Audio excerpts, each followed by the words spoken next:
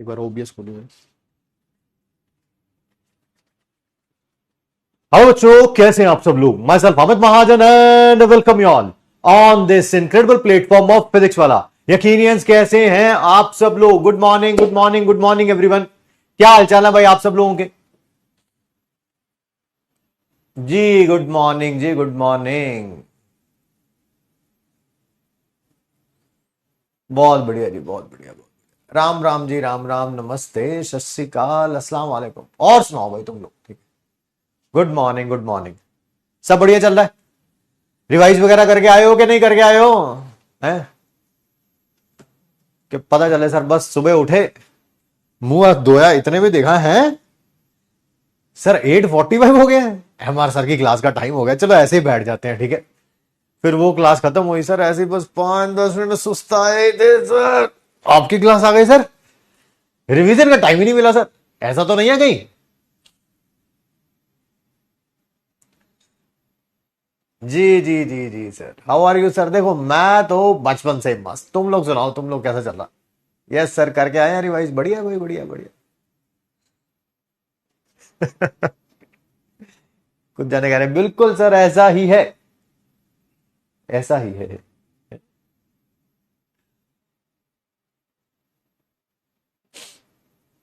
Famous कर दिया तुमने तो यार, है।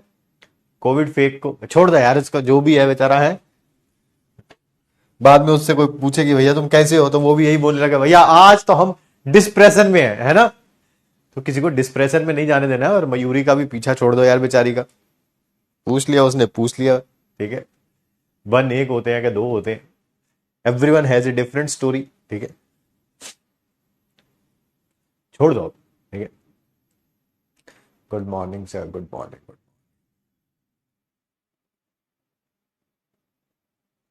करें, फिर शुरू करें आज की क्लास।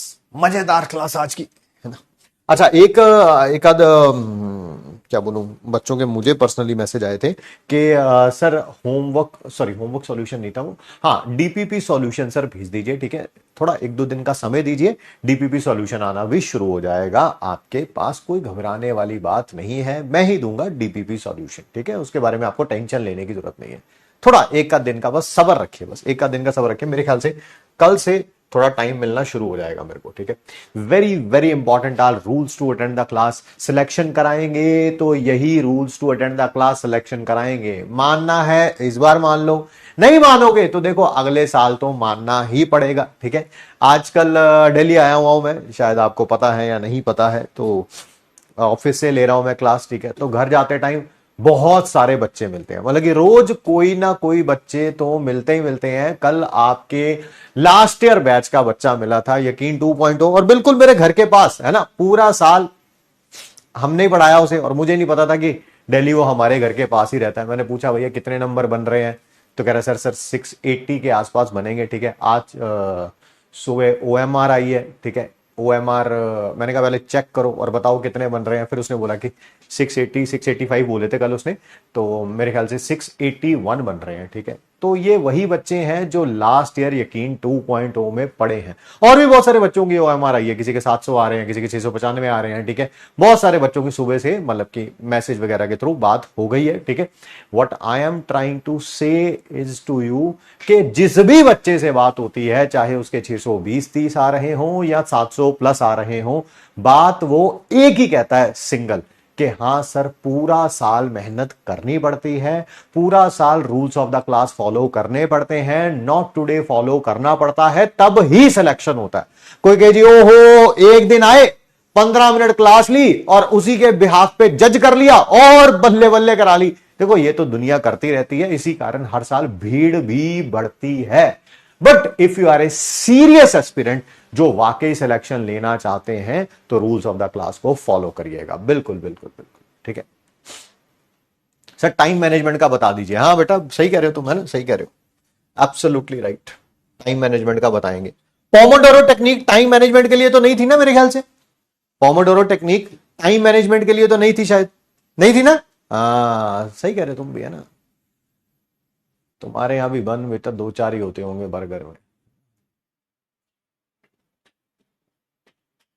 बढ़िया बढ़िया बढ़िया। हाँ बहुत सारे बच्चों के बन रहे हैं जी, बहुत सारे बच्चे। आइए फिर आगे शुरू करते हैं। यह है rules to attend the class, very very important, ठीक है। Yes, there is one big flaw in your preparation and its name is a backlog. Backlog जब आ जाएगा तो उसे हम क्या बोलेंगे? That is not today. आज बैकलॉग नहीं होगा यार, किसी और दिन होगा, होगा नहीं होगा पता नहीं, बट डेफिनेटली आज बैकलॉग नहीं होगा, नहीं होगा, नहीं होगा, ठीक है। आइए क्या क्या पढ़ेंगे, लास्ट क्लास का क्या करेंगे हम लोग, रिवीजन करेंगे, लॉस ऑफ केमिकल कॉम्बिनेशन को कंप्लीट करेंगे। एक और बता देता हूं, बच्चे बार बार मैसेज कर करके मुझे परेशान कर रहे थे कि लॉ ऑफ रेसिप्रोकल प्रपोर्शन बता दीजिए, क्योंकि डीपीपी के एक ऑप्शन में लिखा हुआ है, ये हमारे सिलेबस में नहीं है, नहीं है, नहीं है। तो डीपीपी के ऑप्शन में क्यों दे रखा है? अरे यार ये भी गलती हो गई क्या? आंसर वो नहीं है ना, ठीक है। तो लॉज ऑफ केमिकल कॉम्बिनेशन को क्या करेंगे? कंप्लीट करेंगे, इंपेरिकल और मॉलिक्यूलर फॉर्मूला पढ़ेंगे, और अगर हो सकेगा तो सॉल्यूशन की कॉन्सेंट्रेशन टर्म्स क्या कर देंगे हम लोग, स्टार्ट कर देंगे। अगर समय बचेगा तो, मेरे ख्याल से समय बचेगा नहीं, ये कल ही करना पड़ेगा हम लोगों को, but still I just want to tell you, ठीक है। हाँ, ट्रिक फॉर मैथमेटिकल कैलकुलेशन करेंगे आज, ठीक है, और होमवर्क शीट के क्वेश्चंस भी देंगे आपको, जो कि इसी पीडीएफ में लास्ट में होंगे। देखो 9th क्लासेस हो चुकी हैं, अभी तक कई बच्चों को यही नहीं पता चलता कि होमवर्क शीट के क्वेश्चन कहां होते हैं। भाई आपके नोट्स में ही होते हैं, नोट्स में ही होते हैं। कभी कभी मेरी क्लास लिया करो अनम्यूट करके, है ना, ताकि मेरी आवाज आप तक पहुंच पाए। जब मेरी आवाज आप तक पहुंच पाएगी तो आपको पता चलेगा, मैं बता रहा हूं कि नोट्स में ही होते हैं, लास्ट में होते हैं जी, ठीक है जी। आइए आगे बढ़ते हैं, शुरुआत करते हैं क्लास की।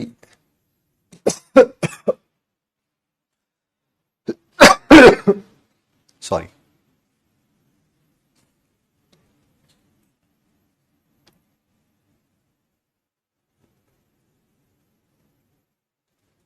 रिवीजन करेंगे हम लोग लास्ट क्लास का, मेरे ख्याल से परसेंटेज यील्ड कल पढ़ाई थी, परसों पढ़ाई थी सर। परसेंटेज यील्ड क्या था? मास ऑफ प्रोडक्ट ऑब्टेन्ड, जितना मास प्रोडक्ट का आया है, divided by maximum mass of product obtained, जितना मैक्सिमम आ सकता था, इनटू 100। ये क्वेश्चन में गिवन होगा, ये तो वहीं से निकाल सकते हैं। Stoichiometric coefficient of limiting reagent divided by stoichiometric coefficient find करने वाले के is equal to number of moles limiting reagent divided by number of moles find करने वाले के, ठीक है, ठीक है, ठीक है। अच्छा, परसों कराया था, कोई बात नहीं। लॉज ऑफ केमिकल कॉम्बिनेशन कल पढ़ा था, तो सबसे पहला लॉ हमने पढ़ा था कौन सा? Law of conservation of mass. Law of conservation of mass क्या कहता है कि mass can neither be created nor be destroyed but it can be change from one form to another. Mass किसी भी केमिकल रिएक्शन में जितना total mass reactant का होता है, उतना ही टोटल मास प्रोडक्ट का भी होता है। बिल्कुल सर। सर कहां पर ये लॉ ऑफ कांस्टेंट कंपोजिशन कहां वैलिड नहीं है? नहीं है, कहां वैलिड नहीं है? न्यूक्लियर रिएक्शंस में। क्यों? क्योंकि न्यूक्लियर रिएक्शंस में मास जो है वो एनर्जी में कन्वर्ट हो सकता है, हो सकता है, इसी कारण न्यूक्लियर रिएक्शंस में ये एप्लीकेबल नहीं है। नेक्स्ट है लॉ ऑफ कांस्टेंट कंपोजिशन, या इसको लॉ ऑफ डेफिनेट प्रोपोर्शन भी बोलते हैं। सर ये लॉ क्या कहता है? ये कहता है कि किसी भी कंपाउंड का सोर्स कोई भी हो, लाइक H2O का सोर्स कोई भी हो, कोई भी हो, चाहे H2O ये पानी आपने टैप वाटर से लिया है, नदी से लिया है, नाले से लिया है, समुद्र से लिया है, बिस्लेरी वाला पानी है, अमेरिका से पानी लेके आए हो, हिमालय की किसी नदी से पानी लिया गया है, इस पानी के मॉलिक्यूल के अंदर हमेशा 2 एटम हाइड्रोजन के होंगे, 1 एटम ऑक्सीजन का होगा। 2 एटम हाइड्रोजन के होंगे और 1 एटम किसका होगा? ऑक्सीजन का होगा, ठीक है, ठीक है। मास परसेंटेज हाइड्रोजन की या ऑक्सीजन की, मैं हाइड्रोजन का एग्जांपल दे देता हूं, सेम होगी from all sources of H2। चाहे आप मास परसेंटेज अमेरिका वाले पानी से निकालो, या नदी के पानी से निकालो, या नाले के पानी से निकालो, या घर के टैप वाटर से निकालो, मास परसेंटेज हाइड्रोजन की सभी H2O में क्या होगी? सेम ही होगी। Sir law of constant composition जो है वो कहां पर वैलिड नहीं है? बताइए जल्दी जल्दी। डीपीपी में रिएक्शंस नहीं होती हैं, मैं डीपीपी आज चेंज करवा देता हूं, अगर ऐसा है रिएक्शन कहीं पे नहीं है तो करवा देंगे, उसमें कौन सी बड़ी बात है। जल्दी जल्दी बताइए। हाँ सर, ये आइसोटोप्स में भी फेल हो जाएगा और आइसोमर्स में भी फेल हो जाएगा। अगर आपने कंपाउंड बनाते टाइम अलग अलग आइसोटोप ले लिए तो यहां पर मास परसेंटेज हाइड्रोजन की और यहां पर मास परसेंटेज हाइड्रोजन की सेम नहीं आएगी, नहीं आएगी। दूसरी बात, आइसोमर्स में भी चेंज हो जाएगा। लाइक मॉलिक्यूलर फॉर्मूला तो देखो दोनों का C2H6O है, बट बट ये इथेनॉल है और ये ईथर है, दोनों अलग अलग है। मास परसेंटेज सेम है बट कंपाउंड अलग अलग है। यहां पर कंपाउंड सेम है, चाहे हैवी वाटर है तो वाटर ही, ठीक है। कंपाउंड सेम है बट मास परसेंटेज अलग अलग है। नेक्स्ट है law of multiple proportion. Sir क्या कहता है लॉ ऑफ मल्टीपल प्रपोर्शन? दो एलिमेंट्स आपस में रिएक्ट करके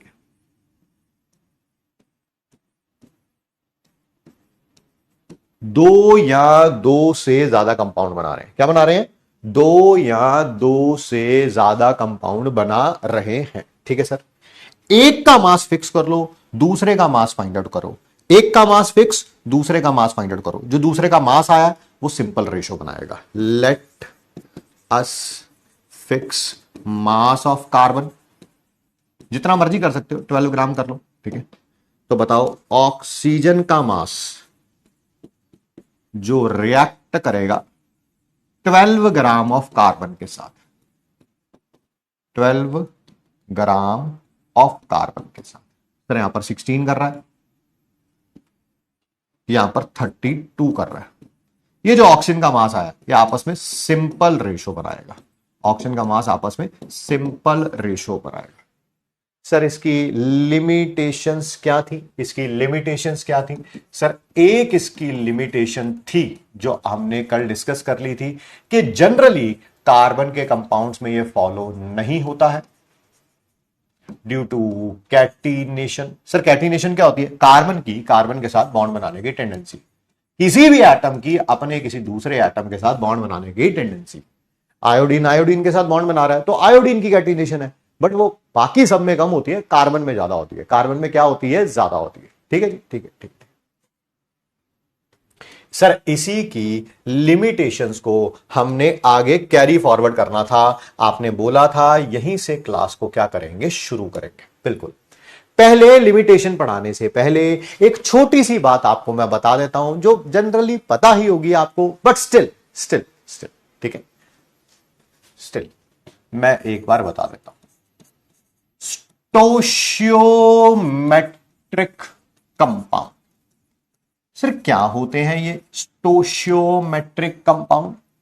जिन कंपाउंड्स में मॉलिक्यूलर फॉर्मूला में एटम्स सिंपल रेशो में होते हैं, रिपीट कर दो, जिन कंपाउंड्स में मॉलिक्यूलर फॉर्मूला में एटम्स सिंपल रेशो में होते हैं। सर एग्जांपल ये देखिए, अमोनिया का मॉलिक्यूलर फॉर्मूला यही है, ऐसे ही लिखा जाता है अमोनिया। क्या यहां पर नाइट्रोजन और हाइड्रोजन के एटम्स की रेशो सिंपल रेशो है? बिल्कुल है। नाइट्रोजन का एक एटम है यहां पे, हाइड्रोजन के 3 एटम्स हैं यहां पे, ठीक है। ये स्टोशियोमेट्रिक कंपाउंड है। सर एक और एग्जांपल, बिल्कुल, CO2, कार्बन डाइऑक्साइड का मॉलिक्यूलर फॉर्मूला ये रहा। इसमें कार्बन का एक एटम है, ऑक्सीजन के 2 एटम्स हैं, है ना, रेशो 1:2, कार्बन रेशो ऑक्सीजन, ये भी स्टोशियोमेट्रिक कंपाउंड है। सर एक और एग्जांपल, एक और लास्ट एग्जांपल। सर कोई बात नहीं भाई, बता देते हैं। यहां पर ग्लूकोज का मॉलिक्यूलर फॉर्मूला लिखा हुआ है, कार्बन हाइड्रोजन और ऑक्सीजन के रेशो क्या है? जल्दी जल्दी बताओ। Carbon ratio hydrogen, sir 6:12:6। अरे 6 के टेबल में तीनों चले जाएंगे, 1:2:1, है ना। 6 के टेबल में तीनों चले जाएंगे, 6V 12V और 6V, ठीक है। तो ये सारे कंपाउंड क्या है? स्टोशियोमेट्रिक कंपाउंड, ठीक है। सर नॉन स्टोशियोमेट्रिक कंपाउंड क्या होते हैं? बेटा जिन कंपाउंड्स के मॉलिक्यूलर फॉर्मूला में एटम्स की रेशो सिंपल रेशो नहीं होती है, नहीं होती है। सर एग्जांपल दे सकते हो? क्यों नहीं दे सकते, आइए। निकल 0.960, देख रहे हैं आप यहां पर निकल के 0.96 एटम ऑक्सीजन के एक एटम के साथ जुड़े होंगे, ठीक है। ये सिंपल रेशो नहीं है, नहीं है, नहीं है, ठीक। सर ऐसा क्यों होता है, ऐसा क्यों होता है? सोडियम में तो ऐसा होता नहीं, निकल की ऑक्साइड में, निकल की ऑक्साइड में ऐसा क्यों होता है? ये 0.96 और ये 1। सोडियम में तो ऐसा नहीं होता, देखो 2:1। सर कैल्शियम में तो ऐसा नहीं होता, देखो 1:1 में। सर एल्यूमिनियम में तो ऐसा नहीं होता कि एल्यूमिनियम के 2 एटम हैं और ऑक्सीजन के, यहां पर ऐसी रेशो क्यों आ रही है, ऐसी रेशो क्यों आ रही है, ठीक है। सर क्या निकल में आता? नहीं, जिन भी एटम्स की वेरिएबल वैलेंसी होती है, जिन भी एटम्स की वेरिएबल वैलेंसी होती है उनमें हो सकता है। सर एक और एग्जांपल दे दो, अरे आयरन का दे देते हैं यार, ये लो आयरन 0.94, ऑक्सीजन, ठीक है। पहली बात तो ये सिंपल रेशो नहीं है 0.94 और रेशो 1 सिंपल रेशो नहीं है। सिंपल रेशो तो पता ना क्या होती है, 1:2, 2:3, 3:5, ऐसे इस तरह की रेशो जो होती है, ये पॉइंट्स में जो आ जाती है वो सिंपल रेशो नहीं है, नहीं है, ठीक है। सर ठीक है, इनको क्या बोलते हैं हम? Non stoichiometric compound. अब अपने टॉपिक पे आ जाओ, टॉपिक पे आ जाओ। Law of multiple proportion non stoichiometric compound पर फॉलो नहीं होता है। Law of multiple proportion not valid for non stoichiometric compound, non stoichiometric compound, non stoichiometric, ठीक। सर ये इंटरस्टिशियल कंपाउंड्स होते हैं, बिल्कुल गलत। इंटरस्टिशियल कुछ और चीज होती है, नॉन स्टोशियोमेट्रिक कुछ और होते हैं।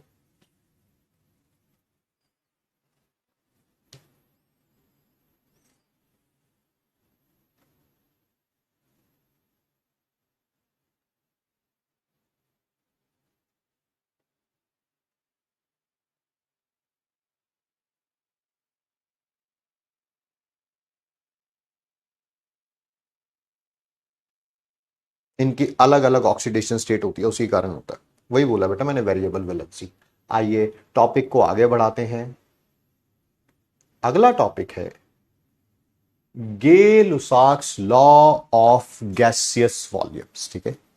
आप ये ऑलरेडी जो है ये लॉ पढ़ चुके हैं, हम इसके ऊपर क्वेश्चंस भी कर चुके हैं, बस आज इसका नाम पढ़ रहे हैं, इसी कारण दोबारा बेसिक से बता देता हूं मैं, बेसिक से, ठीक है। ध्यान से सुनिएगा, समझिएगा। when reactants and products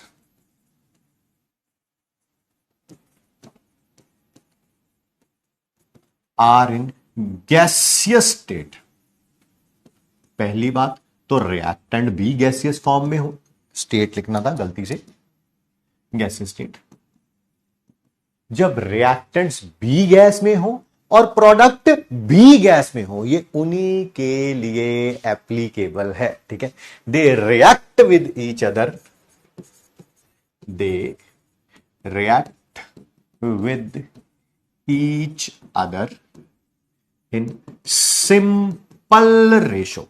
ये एक दूसरे के साथ रिएक्ट करते हैं और जो भी चीज प्रोड्यूस करते हैं वो सब सिंपल रेशो में होता है। मैं बता रहा हूं, ये ऑलरेडी आप पढ़ चुके हैं, जरा ध्यान से देखना, ध्यान से देखना जरा।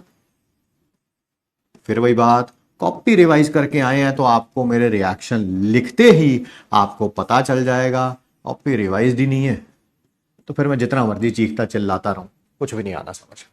क्या हमने ये बताया था, ये जो स्टोशियोमेट्रिक कोफिशिएंट्स होते हैं, स्टोशियोमेट्रिक कोफिशिएंट्स होते हैं, ये वॉल्यूम हो सकते हैं अगर ये सब्सटेंस गैस है तो, बिल्कुल। तो यानी कि ये गैस है, मैं इसको वॉल्यूम बोल सकता हूं, यानी कि 1 लीटर ऑफ हाइड्रोजन किसके साथ रिएक्ट कर रहा है? क्लोरीन भी गैस है, इसको वॉल्यूम बोल सकता हूं। 1 लीटर ऑफ क्लोरीन, प्रोडक्ट भी गैस है तो इसको वॉल्यूम बोल सकता हूं, to give 2 litre of HCl। जल्दी से बताइए, क्या हाइड्रोजन और क्लोरीन और HCl क्या आपस में सिंपल रेशो बना रहे हैं? यस और नो, यस और नो, यस और नो।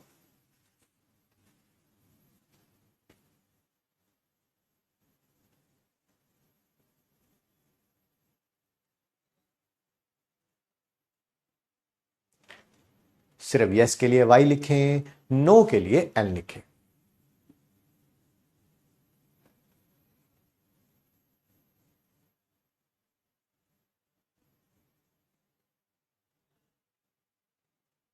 बहुत बढ़िया, बहुत बढ़िया।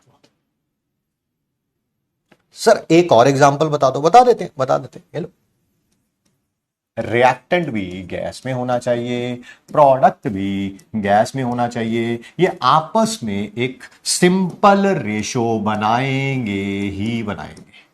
रिएक्टेंट है, गैस में है, तो उसको वॉल्यूम बोल सकते हैं। यानी कि 1 लीटर ऑफ नाइट्रोजन, रिएक्टेंट है, गैस में है, इसको वॉल्यूम बोल सकते हैं। Will react with 3 litre of hydrogen, product है, गैस है, इसको वॉल्यूम बोल सकते हैं। To give 2 litre of ammonia, तो nitrogen ratio hydrogen ratio ammonia क्या 1:3:2 है? क्या ये एक सिंपल रेशो है? बिल्कुल है सर, ठीक, बिल्कुल है, ठीक है।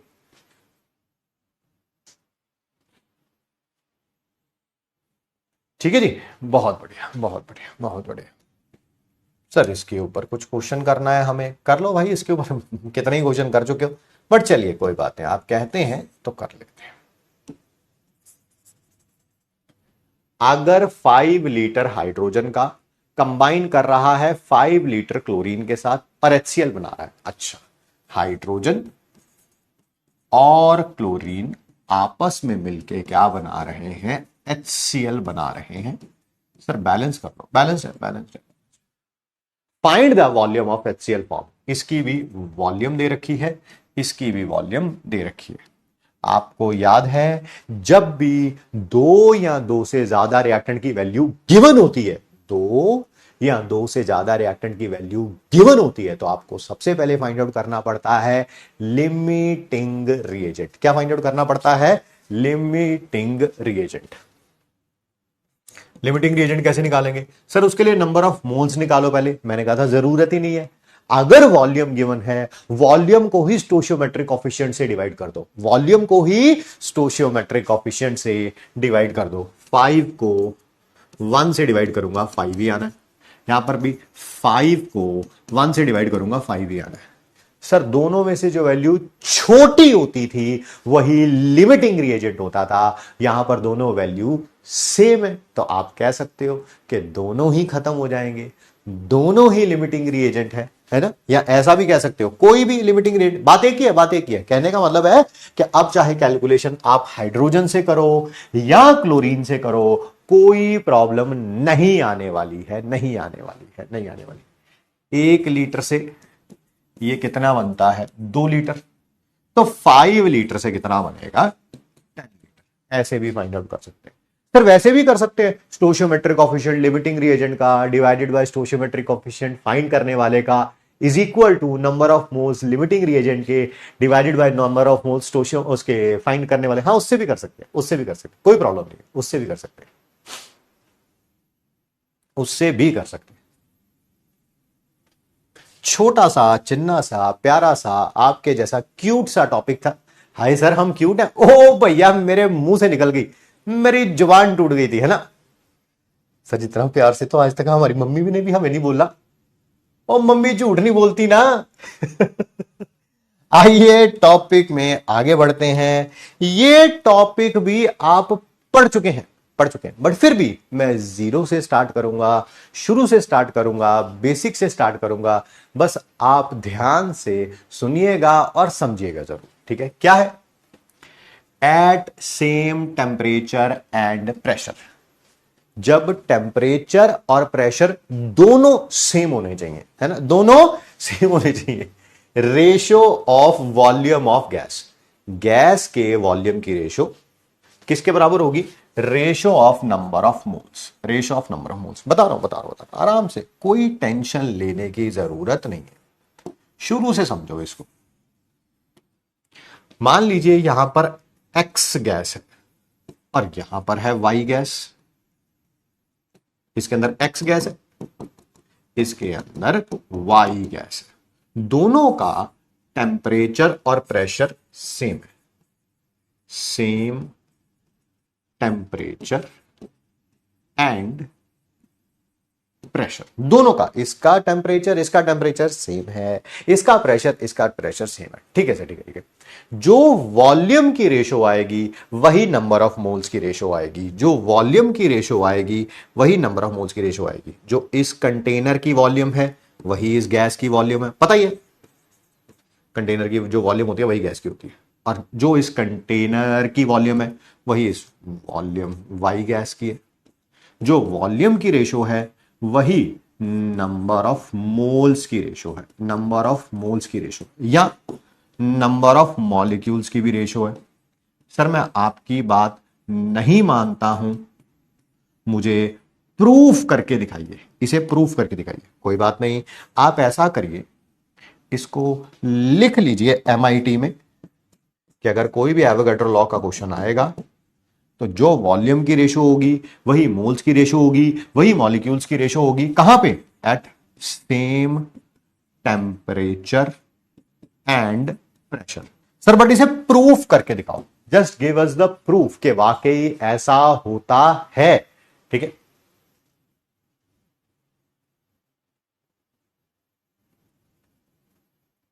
वाकई ऐसा होता है। ठीक है, आइए ध्यान से सुनते हैं, समझते हैं। सबसे पहले मैं आइडियल गैस इक्वेशन लिख रहा हूं एक्स के लिए। किसके लिए? एक्स के लिए। PV is equal to N R T.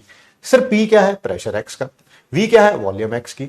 N क्या है? नंबर ऑफ मोल्स एक्स के। टी क्या है? टेम्परेचर एक्स वाले का। दोबारा लिख रहा हूं, PV is equal to N R T, अब की बार वाई के लिए। प्रेशर वाई वाले का, वॉल्यूम वाई वाले कंटेनर की, नंबर ऑफ मोल्स वाई के, टेम्परेचर वाई का। सर आर एक्स का क्यों नहीं लिखा, आर वाई का क्यों नहीं लिखा?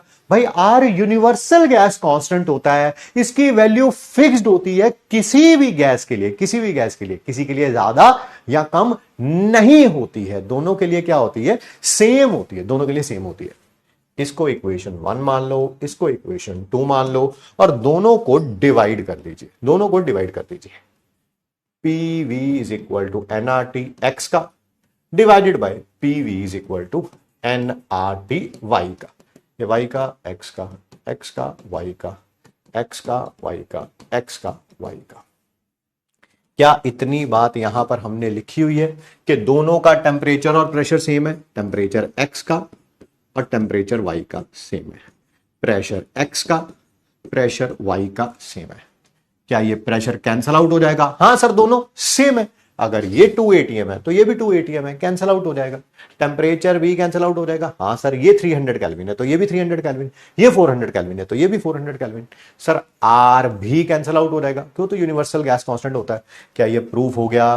क्या आपके पास प्रूफ आ गया? जो वॉल्यूम की रेशो थी, जो वॉल्यूम की रेशो थी वही नंबर ऑफ मोल्स की रेशो है, वही नंबर ऑफ मोल्स की रेशो है।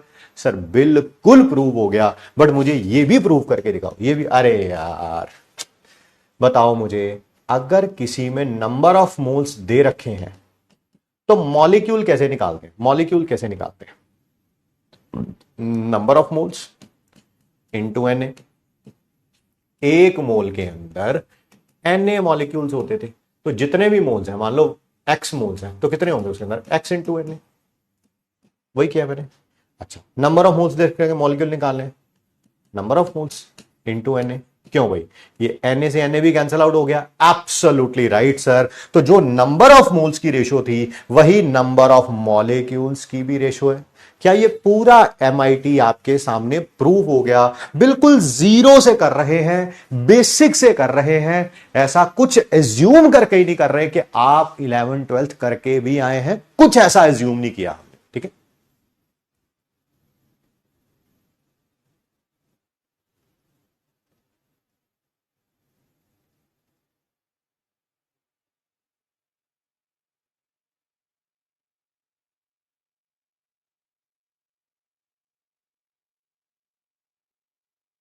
समझ आ गया है तो सिर्फ y लिखें, नहीं आया है तो n लिखें।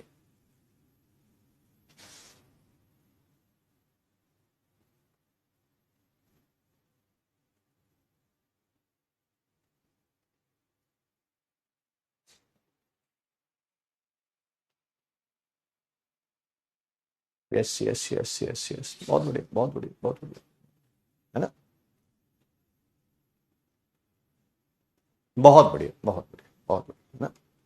चलिए आइए आइए, आज एक और छोटी सी चीज आपको और बताता हूं, ठीक है, that is related to calculations, है ना, that is related to calculation. ध्यान से सुनना, क्वेश्चन बाद में पढ़ना, भाड़ में जाए क्वेश्चन, क्वेश्चन करेंगे बाद में, पहले एक छोटी सी चीज बता देता हूं, ये हमेशा आपके इस चैप्टर में नहीं, अगले चैप्टर्स में भी कहीं पर भी ये काम आएगी, कहीं पर भी ये काम आएगी। फिर कराता हूं वो क्वेश्चन, कभी भी दो सब्सटेंसेस हो, तीन हो, चार हो, पांच हो, जितने मर्जी सब्सटेंसेस हो, अगर कभी भी इक्वल मासेस रखने हो, क्या रखना हो बेटा, इक्वल मासेस रखने हो, तो सर कितना रखेंगे वो मास, इक्वल मास, दोनों का 1 ग्राम रखें, 2 ग्राम रखें, 100 ग्राम रखें, 500 ग्राम रखें, कितना रखें, ठीक है, आसान सा तरीका बता रहा हूं, कैलकुलेशन करनी बहुत ज्यादा आसान हो जाएगी। हमेशा उन सब्सटेंसेस के मोलर मास का एलसीएम लो, क्या बोला, मोलर मास का एलसीएम, उसको रखो इक्वल मास में, कैलकुलेशन बहुत आसान हो जाएगी। यहां नहीं काम आएगा, हर चैप्टर में काम आएगा, अगर कभी भी इक्वल मासेस रखने हो, ए का और B2 का, देन वो मास पता कितना होना चाहिए, LCM of A and B2, sorry हाँ, ए एंड B2 के मोलर मास, ए का मोलर मास लीजिए, B2 का मोलर मास लीजिए, ठीक है, उनका एलसीएम लीजिए, वही इक्वल मास में रखना, कैलकुलेशन करनी बहुत आसान हो जाएगी, कैलकुलेशन करनी बहुत ज्यादा आसान हो जाएगी। सर कुछ बता सकते हो, कुछ बता सकते हो इसके बारे में, बिल्कुल, जैसे मान लीजिए कहीं बोला जाए कि इक्वल मास रखना है H2 का एंड Cl2 का, मोलर मास H2 का होता है 2 ग्राम, सर निकालना आता है आपको, मोलर मास Cl2 का होता है 71 ग्राम, तो पहले इन दोनों का एलसीएम ले लो, एलसीएम लेना आता है, क्लास 4th में सीखते हैं, पहले 2 के टेबल पे ये जाएगा, ये आपको पता ही है कि प्राइम नंबर है तो सीधा 71 पे ही जाएगा, तो 2 इंटू 71 इंटू 1, ये इन तीनों को मल्टीप्लाई कर देते हैं, कितना आ गया 142, ये रखना है इक्वल मास, इक्वल मास कितना रखना है, इक्वल मास कितना रखना है 142 ग्राम, 142 ग्राम। सर इससे फायदा क्या होगा, देखो नंबर ऑफ मोल्स निकालने बड़े आसान हो जाएंगे, नंबर ऑफ मोल्स निकालने बड़े आसान हो जाएंगे। हाइड्रोजन के मोल कैसे लिखूंगा, mass by molar mass, sir 71 आ गया। नंबर ऑफ मोल्स क्लोरीन के भी निकालने बहुत आसान हो जाएंगे, मास बाय मोलर मास, तो बोलिए क्या ये क्लियर है,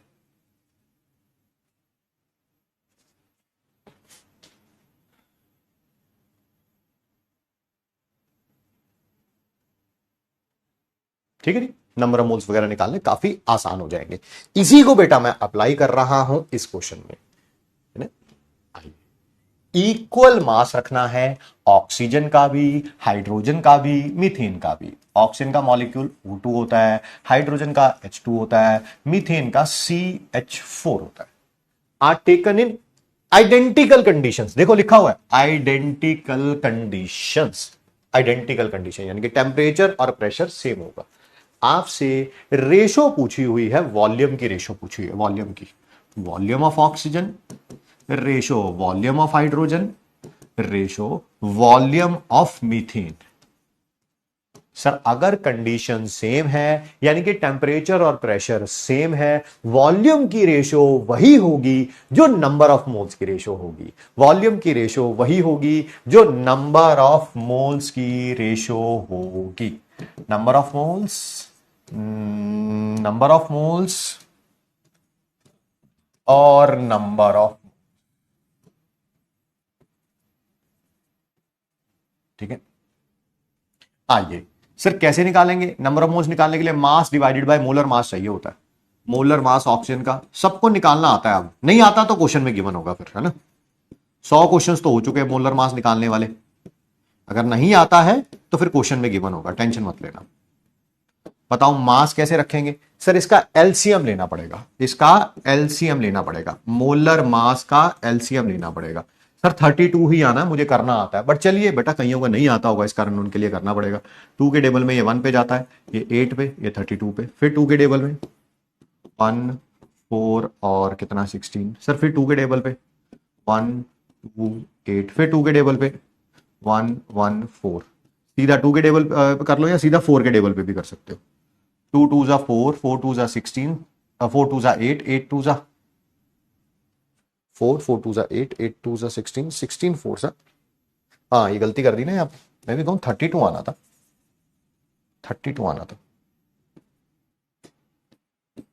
2 के टेबल पे ये 16 पे, फिर 8 पे, फिर 4 पे, फिर 2 पे, 32 आना था। 2 इंटू 2 4 इंटू 2 इंटू 8 16 और ये 32 हो जाएगा। तो एलसीएम कितना आ गया? 32 हो जाएगा। यही रखना है इक्वल मास, यही रखना है इक्वल मास। निकालो भाई number of moles. Number of moles कैसे निकालते हैं? सर मास जो कि सबके लिए 32 ही रखना है, divided by molar mass. Molar mass कितना ऑक्सीजन का? 32। Sir mass divided by molar mass, molar mass कितना है? Sir 2। Mass divided by molar mass कितना है? That is 16। जब आप इसको सॉल्व करेंगे बेटा तो ये 1 आ जाएगा, यहां 16 आ जाएगा, यहां 2 आ जाएगा। क्या जो नंबर ऑफ मोल्स की रेशो है क्या वही वॉल्यूम की रेशो होगी? यस। क्या वो 1:16:2 है? Option number B is the correct answer. आराम से लिख लीजिए, 10-15 सेकेंड देते हैं।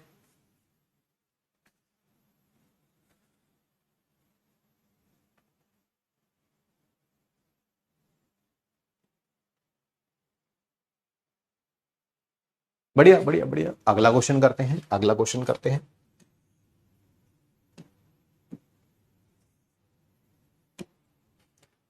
अगर दो कंटेनर्स हैं, एक के अंदर N2 गैस है और एक के अंदर ओजोन है, एक के अंदर N2 है एक के अंदर ओजोन है, ठीक है, उनकी वॉल्यूम दे रखी है। अच्छा, वॉल्यूम ऑफ नाइट्रोजन 5 लीटर है, वॉल्यूम ऑफ ओजोन, दोनों गैसेस हैं, ये 20 लीटर है। At same temperature and pressure, same temperature and pressure, pressure और टेम्परेचर सेम है।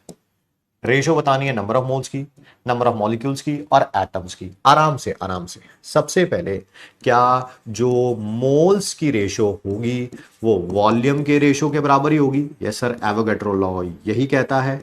जब टेम्परेचर और प्रेशर सेम है, मोल्स की वही रेशो होगी जो वॉल्यूम की रेशो होगी। क्या वॉल्यूम की रेशो हमारे पास 5/20 है, 1/4 है? बिल्कुल वही मोल्स की रेशो होगी। सेकेंड, सर मॉलिक्यूल की रेशो बतानी है। सर अभी अभी आपने एमआईटी में लिखवाया है कि क्या जो भी मोल्स वॉल्यूम की रेशो होगी वही मोल्स की रेशो होगी, वही मॉलिक्यूल की रेशो होगी। बहुत बढ़िया। तो मॉलिक्यूल्स की भी वही रेशो होगी जो मोल्स की रेशो आई है, जो वॉल्यूम की रेशो है 1:4। Sir last and third point, third third third question, ratio of number of atoms. अच्छा, क्या आपको एक मॉलिक्यूल ऑफ नाइट्रोजन के अंदर एटम्स पता है? एक मॉलिक्यूल के अंदर एटम्स पता है? सर ये पहली क्लास में शायद सिखाया गया था, हाँ पहली में सिखाया गया था कि एक मॉलिक्यूल के अंदर कितने एटम्स हैं? 2। यहां पर मॉलिक्यूल है कितने? एक, तो एक के अंदर कितने होंगे? 2। तो एटम्स ऑफ ओजोन, एक मॉलिक्यूल के अंदर कितने एटम्स हैं? 3। यहां पर मॉलिक्यूल हैं कितने? 4, तो 4 के अंदर कितने होंगे? 4 × 3। सर ये 2/12 आ जाएगा। सर ये 1/6 आ जाएगा।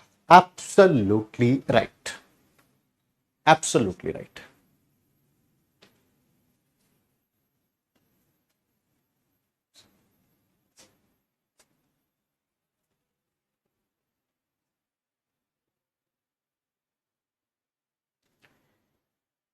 यहां तक सबको क्लियर है? सिर्फ चैट बॉक्स में लिखेंगे आप यस के लिए वाई, नो के लिए एन, ताकि हम आगे बढ़ सकें।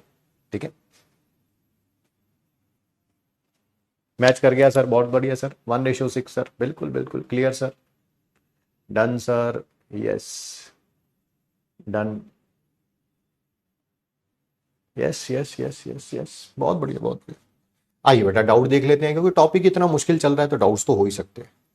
दोनों तरफ अगर 100 से मल्टीप्लाई करें तो 96:100 आ रहा है ना, तो फिर भी ये सिंपल रेशो में थोड़ा काउंट होगा ना, ठीक है। 100 से क्यों करेंगे, एक एटम के लिए निकालना होता है। सर आपने मॉड्यूल का नहीं बताया, क्या बताऊं, बताना क्या, पहले ये भी तो बताओ, मॉड्यूल का नहीं बताया, क्या नहीं बताया। हमें कैसे पता लगेगा कि कौन से लॉ के हिसाब से, देखो बहुत, देखो शायद इकबाल है, हैट्स ऑफ, ये हमें कैसे पता चलेगा कि कौन से लॉ के हिसाब से निकालेंगे। भाई इसमें लॉ ऑफ कंजर्वेशन ऑफ मास लगना था, लॉ ऑफ कांस्टेंट कंपोजिशन लगना था, लॉ ऑफ डेफिनेट प्रोपोर्शन लगना था, जो कि law of constant composition definite proportion दोनों सेम ही होते हैं, लॉ ऑफ मल्टीपल प्रोपोर्शन लगना था, कि वो गेल-लॉक्स लॉ लगना था, कि एवोगैड्रो लॉ लगना था। हमें तो यही नहीं पता चला अभी तक। ये भी सही है, तो फिर क्वेश्चन पढ़ लिया करिए, जैसे मैंने क्वेश्चन पढ़ा था आपके सामने, लिखा हुआ है वॉल्यूम दे रखी है और मोल्स की रेशो निकालनी है। मेरे ख्याल है एवोगैड्रो भैया ने बताया था, एवोगैड्रो भैया कहां गए। वॉल्यूम दे रखी है, नंबर ऑफ मोल्स निकालने, टेम्परेचर और प्रेशर सेम है, ऐसे पता चलेगा फिर, मेरे ख्याल से ऐसे ही पता चलता है। और दुनिया में कोई इससे अलग तरीका होता है तो बता दीजिए। ऋषभ कह रहा है डी था सर, अच्छा डी था ये इसका आंसर, ऐसा था क्या।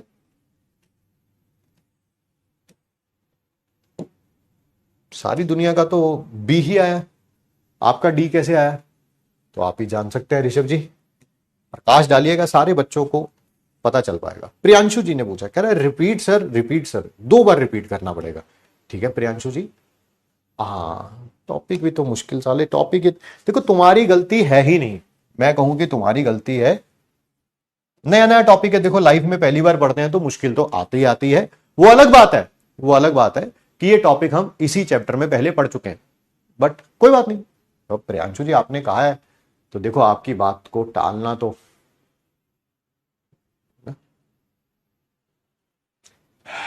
कोई बात नहीं। 2 गैसेस के टेम्परेचर और प्रेशर सेम है, ठीक है सर, और ना सर ही भूलना पड़ेगा ना, कल को एमबीबीएस एमडी बन जाओगे, एमएस बन जाओगे, कोलकाता जाके कहीं प्रैक्टिस कर रहे होगे, है ना, तो बेटा फिर हमें आपके पास आएंगे तो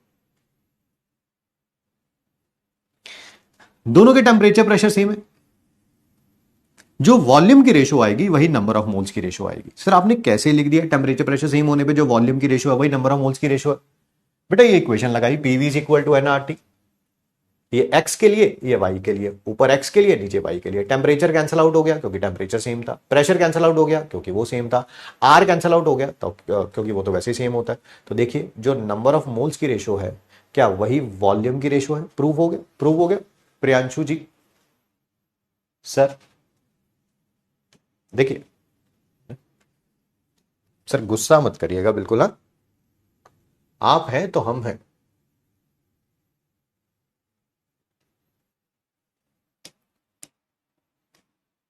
मैंने कल एक दूसरे बैच में भी बोला था, ठीक है कल एक दूसरे बैच में भी बोला था, और पता नहीं आपके बैच मैं भूल गया एक्चुअली, है ना, मैं भी तुम्हारे साथ रह के तुम्हारे जैसा ही होता जा रहा हूं, पता नहीं अब याद नहीं आ रहा आपके बैच में बोला था किसी दूसरे बैच में बोला था, दूसरे बैच में बोला था मेरे ख्याल में। पता क्या होना चाहिए अब,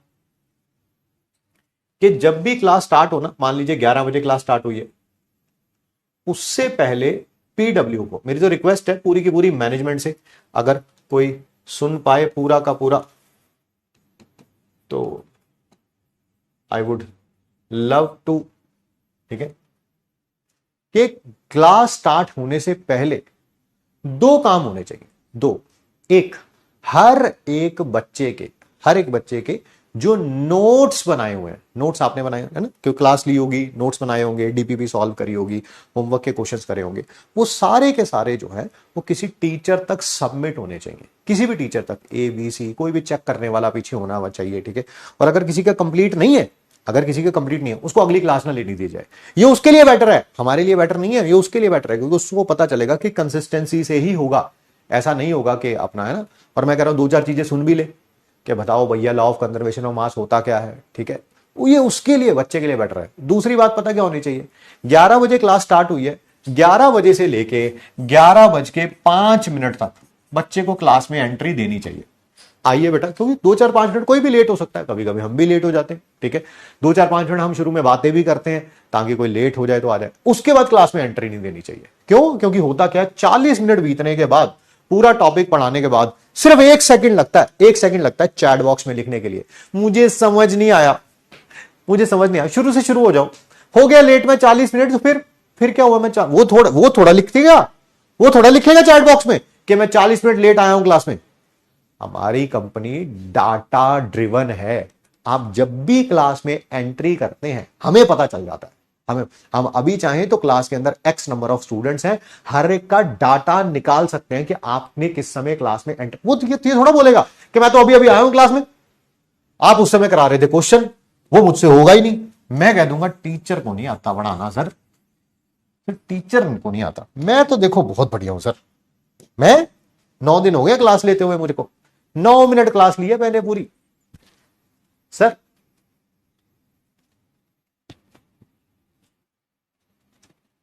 जी जी जी,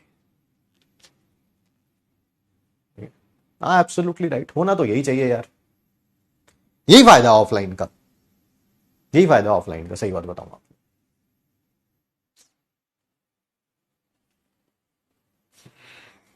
चलिए आगे बढ़ते हैं, टॉपिक को शुरू से शुरू करते हैं, ठीक है, जो जो सर और मैडम पढ़ने आए हैं प्लीज सर और मैडम इधर ध्यान दें, चैट बॉक्स को कर देते हैं बंद थोड़ी देर के लिए, all the spammer should take a rest for few minutes, थक गए होंगे, पानी पी लीजिए, बाकी इधर ध्यान दीजिए, ठीक है सर। इंपेरिकल फॉर्मूला से शुरू कर रहे हैं, सबसे पहले इंपेरिकल फॉर्मूला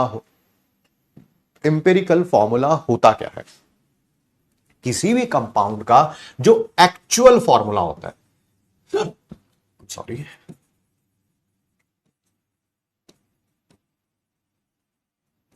इसको शॉर्ट फॉर्म में एमएफ लिखूंगा मैं। सर क्या होता है, पहले मॉलिक्यूलर फॉर्मूला बताओ, किसी भी मॉलिक्यूल का एक्चुअल फॉर्मूला, किसी भी मॉलिक्यूल का एक्चुअल फॉर्मूला क्या कहलाता है, मॉलिक्यूलर फॉर्मूला। सर एग्जांपल ये C2H6, ये इथेन का मॉलिक्यूलर फॉर्मूला, ठीक है सर, ठीक है सर, बट आपको तो इंपेरिकल फॉर्मूला बताना था, हम लोगों को इंपेरिकल फॉर्मूला बताना था, बता रहा हूं,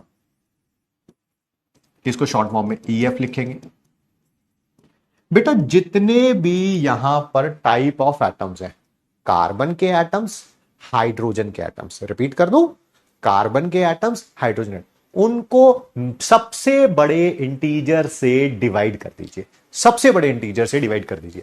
बताओ कार्बन का कितने एटम्स हैं यहां पर, 2, हाइड्रोजन के कितने हैं, 6, सबसे बड़ा इंटीजर बताइए जिसमें 2 भी डिवाइड हो सकता हो और 6 भी डिवाइड हो सकता हो। सर बात समझ नहीं आई, अरे मैं पूछ रहा हूं किसके टेबल में 2 भी आता है और 6 भी आता है, सर 2 के टेबल में 2 भी आता है और 6 भी आता है, तो बस फिर इसको 2 से डिवाइड कर दो, 2 से डिवाइड कर दो, इसको भी 2 से डिवाइड, इसको भी 2 से डिवाइड, ये 2 के टेबल में 1 पे चला जाएगा, ये 3 पे, ये जो बन गया ना, ये इंपेरिकल फॉर्मूला है इथेन का। सर एक और अरे बताएंगे यार, बताएंगे क्यों नहीं बताएंगे, यहां मॉलिक्यूलर फॉर्मूला लिखूंगा, यहां इंपेरिकल फॉर्मूला लिखूंगा। इथीन के बारे में बात हो रही है, इथेन नहीं इथीन, ये है C2H4, इथीन का ऐसे ही पाया जाता है, यही मॉलिक्यूलर फॉर्मूला हो गया। अब मुझे बताओ सबसे बड़ा इंटीजर बताओ जिसके टेबल में 2 भी आता है और 4 भी आता है। सर 2 के टेबल में 2 भी आता है 4 भी आता है, 2 1 जा 2, 2 2 जा 4, तो बस इसको 2 से डिवाइड कर दो, 2 से डिवाइड कर दो, सर ये 1 आ जाएगा, ये 2 आ जाएगा, आ गया CH2। ये है इंपेरिकल फॉर्मूला, ये है empirical formula of ethene. Sir एक और एग्जांपल, एक कराएंगे क्यों नहीं कराएंगे,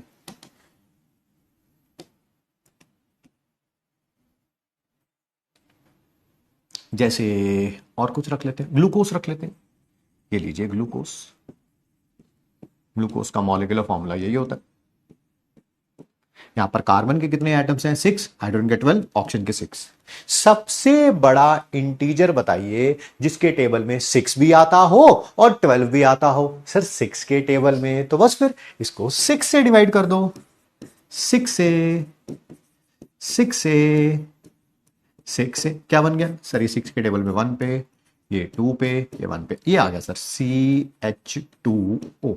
सर ये हो गया इंपेरिकल फॉर्मूला ऑफ ग्लूकोज। और ये क्या? ये तो मॉलिक्यूलर फॉर्मूला ग्लूकोज का। सर एक और देखिए, चार एग्जाम्पल मैंने ले लिए हैं। इसके बाद अगर आप रिपीट लिखेंगे तो सोचिए किसकी गलती है, किसकी गलती है ना? मुझे पता है मेरी ही निकलेगी, मैं जानता हूं। जो बच्चा सिलेक्ट होता है ना वो हमेशा क्रेडिट देता है, क्रेडिट। और जो बच्चा सिलेक्ट नहीं होता ना वो हमेशा मिस क्रेडिट देता है। जिसका सिलेक्शन नहीं होना होता वो इसी साल से बहाने इकट्ठे करना शुरू कर देता है। मैंने केमिस्ट्री इससे पढ़ी थी, फिजिक्स इससे पढ़ी थी, बॉटनी इससे पढ़ी थी, जोलॉजी इससे पढ़ी थी। अगर मैं इनसे पढ़ता तो मेरा सिलेक्शन हो जाता। मेरी मम्मी ऐसे है, मेरे पापा ऐसे हैं, वो ऐसे होते तो मेरा सिलेक्शन हो जाता। मेरा दोस्त ऐसा है, मेरा घर का माहौल ऐसा है, वो ऐसा होता तो ऐसा हो जाता। ठीक है बेटा, ऐसे तो तुम्हारे चाचा अगर तुम्हारे चाची होते तो वो तुम उन्हें चाची बोलते, चाचा ना बोलते, है ना? तो ये चीजें चलती रहेंगी ताउम्र। ठीक है, बहानों का क्या है? एवरी अनसक्सेसफुल मैन, अगर उनकी जिंदगी की किताब लिखी जाए सबसे बड़ा चैप्टर यही मिलेगा कि बहाने। मेरी लाइफ में ऐसा हो गया, इस कारण ऐसा हो गया, फिर ऐसा हो गया, फिर ऐसा, ये चलता रहेगा, ताउम्र चलेगा। आदत है ये, है ना? आइए अमोनिया। सर ये इसका मॉलिक्यूलर फॉर्मूला है, बताइए। नाइट्रोजन का यहां पर एक एटम है, हाइड्रोजन के 3 है। सबसे बड़ा टेबल बताइए जिसमें 1 और 3 दोनों आते हो। सर 1 का टेबल है 1, तो इसको भी 1 से डिवाइड कर दो, इसको भी 1 से। सर तब भी यही रहेगा। सर अमोनिया का मॉलिक्यूलर फॉर्मूला और एम्पिरिकल फॉर्मूला सेम है। हाँ बेटा सेम है, सेम है। इंपेरिकल फॉर्मूला को 1 से मल्टीप्लाई करेंगे तो मॉलिक्यूलर फॉर्मूला बन जाएगा। यहां पर इंपेरिकल फॉर्मूला को 6 से मल्टीप्लाई करेंगे, 6 से यहां जाने के लिए, तो वो मॉलिक्यूलर फॉर्मूला बन जाएगा। यहां पर इंपेरिकल फॉर्मूला को यहां से यहां जाने के लिए 2 से मल्टीप्लाई करेंगे, 2 से मल्टीप्लाई करेंगे। तो मेरे ख्याल से आपको समझ आ गया है कि इंपेरिकल फॉर्मूला और मॉलिक्यूलर फॉर्मूला कहते किसे हैं, कहते किसे हैं। आ गया है तो वाई लिखेंगे, नहीं आया है तो नो लिखेंगे।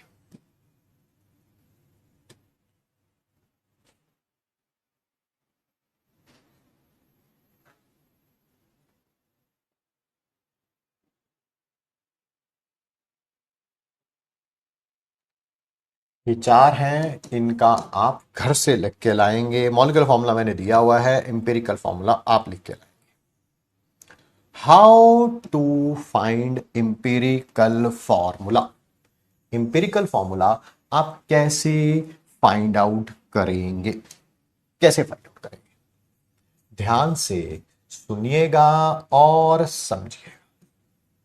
ठीक है, इंपेरिकल फॉर्मूला कैसे फाइंड आउट करेंगे? ठीक है जी, ठीक है, ठीक है, बिल्कुल बिल्कुल बिल्कुल। यस यस यस यस, बहुत बढ़िया। आज सबसे पहले कोई भी कंपाउंड ले लेते जो बना हुआ है ए, बी एंड सी से, है ना? 3 टाइप के एटम है। हो सकता है पेपर में 4 वाला आ जाए, 2 वाला आ जाए, मैं 3 वाला समझा देता हूं, चलेगा, उसमें कोई प्रॉब्लम वाली बात नहीं है। आपको क्वेश्चन के अंदर क्या गिवन होगा?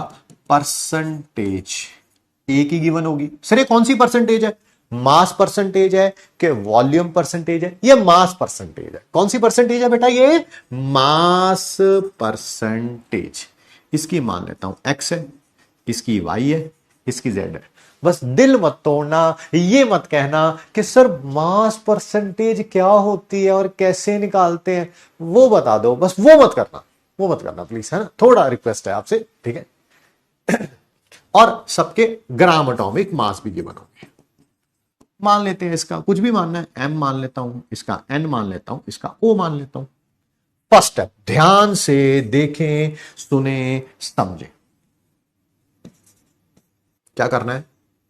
हर एक को, हर एक की परसेंटेज को उसके एटॉमिक मास द्वारा डिवाइड करना है। अच्छा, ए को क्या करना है, percentage divided by atomic mass, no problem. B की भी percentage divided by atomic mass, sorry, C की भी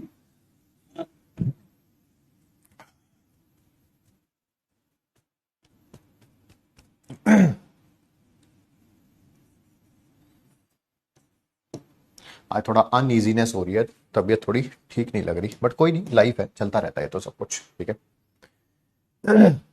एक्चुअली आज मैंने एक मेडिसिन स्टार्ट करी है और वो शायद सूट नहीं कर रही है, बट कोई बात नहीं, छोटी छोटी चीजें होती रहती हैं। तो चलिए, मैंने आपको क्यों बताया, नहीं बताना चाहिए था, पर चलिए मुंह से निकल गया। आइए आइए टॉपिक पे वापस चलते हैं।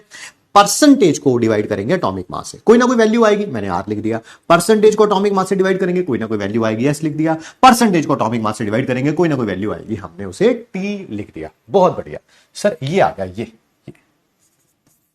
ए के साथ आर आ जाएगा डिवाइड करने के बाद, बी के साथ एस आ जाएगा, और जो भी था ये सी के साथ क्या आ जाएगा, टी आ जाएगा। आर एस और टी में से, आर एस और टी में से कोई वैल्यू छोटी होगी, कोई वैल्यू बड़ी होगी। हां, आर एस टी में से जो सबसे छोटा है, आर एस टी में से जो सबसे छोटा है उससे डिवाइड कर दीजिए, divide by smallest from R S and T.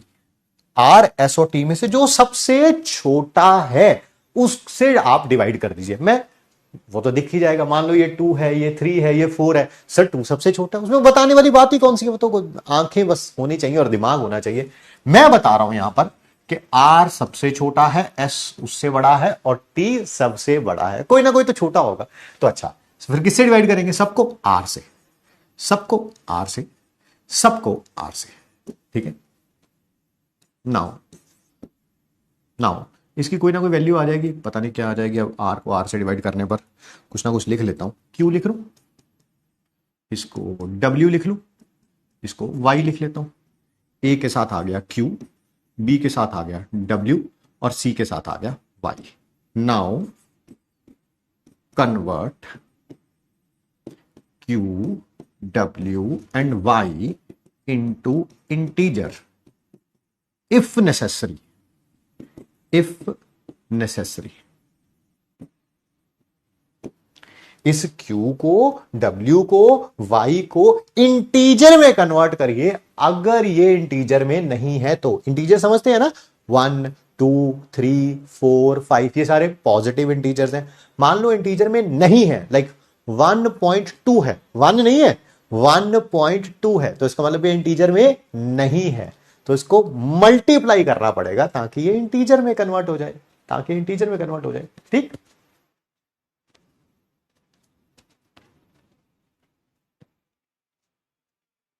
ठीक सर, इसके ऊपर क्वेश्चंस करके दिखाइए, 2-4 मिनट का सबर दीजिए, क्वेश्चंस ही क्वेश्चंस करने हैं इसके ऊपर। सर रिलेशन क्या होता है एम्पिरिकल फॉर्मूला में और मॉलिक्यूलर फॉर्मूला में? देखिए 2 पेज पहले बताया है, फिर भी अगर आप कहते हैं तो मैं एक बार दोबारा बता देता हूं। क्या मॉलिक्यूलर फॉर्मूला हमेशा यही है, empirical formula multiplied by any integer. अब वो इंटीजर को मैं एक्स वाई जेड नहीं लिखूंगा क्योंकि यहां पर हर जगह एक्स वाई जेड भी हो गया, MNO भी हो गया, चलो एक्स लिख देता हूं, कोई प्रॉब्लम तो नहीं है। सर ये एक्स किसके बराबर होगा, प्रूफ कर रहा हूं, प्रूफ, थोड़ा थोड़ा समय दीजिए, 2 मिनट का टाइम दे दीजिए प्लीज। मॉलिक्यूलर फॉर्मूला का मास, अरे सर ग्राम मॉलिक्यूलर मास बोलते हैं, जैसे मोलर मास बोलते हैं, अरे हाँ यार, हाँ हाँ ठीक है, डिवाइडेड बाय एम्पिरिकल फॉर्मूला का मास। सर प्रूफ करके दिखाओ इसे, मैं नहीं मानता कि मॉलिक्यूलर फॉर्मूला जो होता है, एम्पिरिकल फॉर्मूला को किसी एक्स से मल्टीप्लाई कर दो तो मॉलिक्यूलर फॉर्मूला बन जाता है। भाई मैंने किया यहां पे, ये देख, ये देख, ये देख, ये देख, ये देख, एम्पिरिकल फॉर्मूला CH2 है। अगर मैं इसको 2 से मल्टीप्लाई कर दूं, यहां पर x 2 है, तो ये बन जाएगा कि नहीं बन जाएगा? हाँ बात तो सही कह रहे हो सर, ये एम्पिरिकल फॉर्मूला है। यहां पर इसको मैं इसको 6 से मल्टीप्लाई कर दूं, 6 से, यहां पर x 6 है तो ये बन जाएगा, ये इंपेरिकल फॉर्मूला है। अगर मैं इसे 1 से मल्टीप्लाई कर दूं, 1 से, तो मॉलिक्यूलर फॉर्मूला बन जाएगा। बिल्कुल, यहां पर x 2 है, यहां पर x 6 है, यहां पर x क्या है, 1 है। बिल्कुल बिल्कुल। तो सर ये बात तो प्रूव हो गई कि इंपेरिकल फॉर्मूला को किसी इंटीजर से मल्टीप्लाई कर दो तो वो क्या बन जाता है, मॉलिक्यूलर फॉर्मूला बन जाता है। ठीक है सर, बट सर वो कैसे पता चलेगा, x is equal to molecular formula mass divided by empirical formula mass. इस एग्जांपल के लिए प्रूव करके दिखा देता हूं अगले पेज पे। अगले पेज पे ये देखो, मॉलिक्यूलर फॉर्मूला है C2H4, इंपेरिकल फॉर्मूला है CH2। मैं प्रूव करके दिखा देता हूं कि जो x है जिसकी वैल्यू 2 आनी है वो मॉलिक्यूलर फॉर्मूला का मास डिवाइडेड बाय इंपेरिकल फॉर्मूला का मास से आ जाएगा। कार्बन का मास सबको पता है 12 होता है, हाइड्रोजन का मास सबको पता है 1 होता है। ये देखो देखो x, निकालो मॉलिक्यूलर फॉर्मूला का मास। सर एक कार्बन नहीं है, 2 कार्बन है तो 2 इंटू 12, एक हाइड्रोजन का 1 होता है, 4 का 4 इंटू, सर ये 28 हो जाएगा। Let's talk about this one, 1 into 12 plus 2 into 1, sir ये 14 हो जाएगा। बिल्कुल, ऊपर आ गया बेटा 28, नीचे आ गया 14। क्या हम सब ने प्रूव कर लिया कि x 2 आना था इस केस में, इसको 2 से मल्टीप्लाई करूंगा तो ये बन जाएगा। क्या ये प्रूफ हो गया? सिर्फ चैट बॉक्स में यस लिखें y के लिए, नो लिखें n के लिए।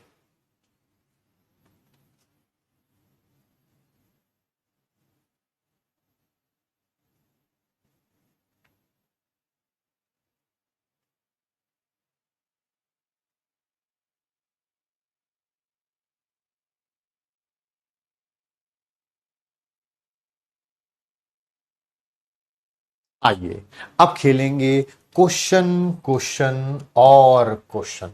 सबसे पहला क्वेश्चन है आपके पास एम्स का। मुझे पूरी उम्मीद है कि आप इसमें बहुत अच्छे तरीके से पार्टिसिपेट करेंगे और आंसर देंगे। मैं पानी पी लेता हूं थोड़ा सा। आप लोग करिए ये क्वेश्चन।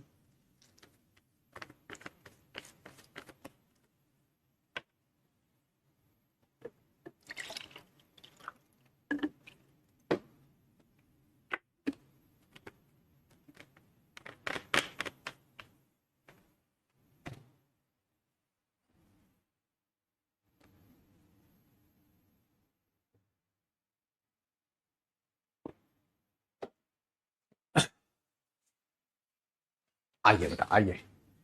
इंपेरिकल फॉर्मूला किसी कंपाउंड का ये दे रखा है और मॉलिक्यूलर मास 180 दे रखा है। ठीक है, मॉलिक्यूलर फॉर्मूला पूछा हुआ है। सर मॉलिक्यूलर फॉर्मूला पता है किसके बराबर होता है? Empirical formula multiplied by x. Empirical formula आपको दे रखा है, बस क्या निकालना है? एक्स निकालना है। सर एक्स किसके बराबर होता है? ऊपर आता है मॉलिक्यूलर फॉर्मूला का मास, वो ऑलरेडी दे रखा है, ऑलरेडी दे रखा है, ऑलरेडी दे रखा है। Sir 180 divided by empirical formula का मास। निकालो भाई इंपेरिकल फॉर्मूला का मास। एक कार्बन का 12, एक हाइड्रोजन का 1 होता है, 2 का 2, एक का ऑक्सीजन का 16, सर 30 आएगा। तो 180 डिवाइडेड बाय 30, 6 आ गया, रख दो यहां पे 6, CH2O6। एक कार्बन है, 6 से मल्टीप्लाई करूंगा 6 हो जाएगा।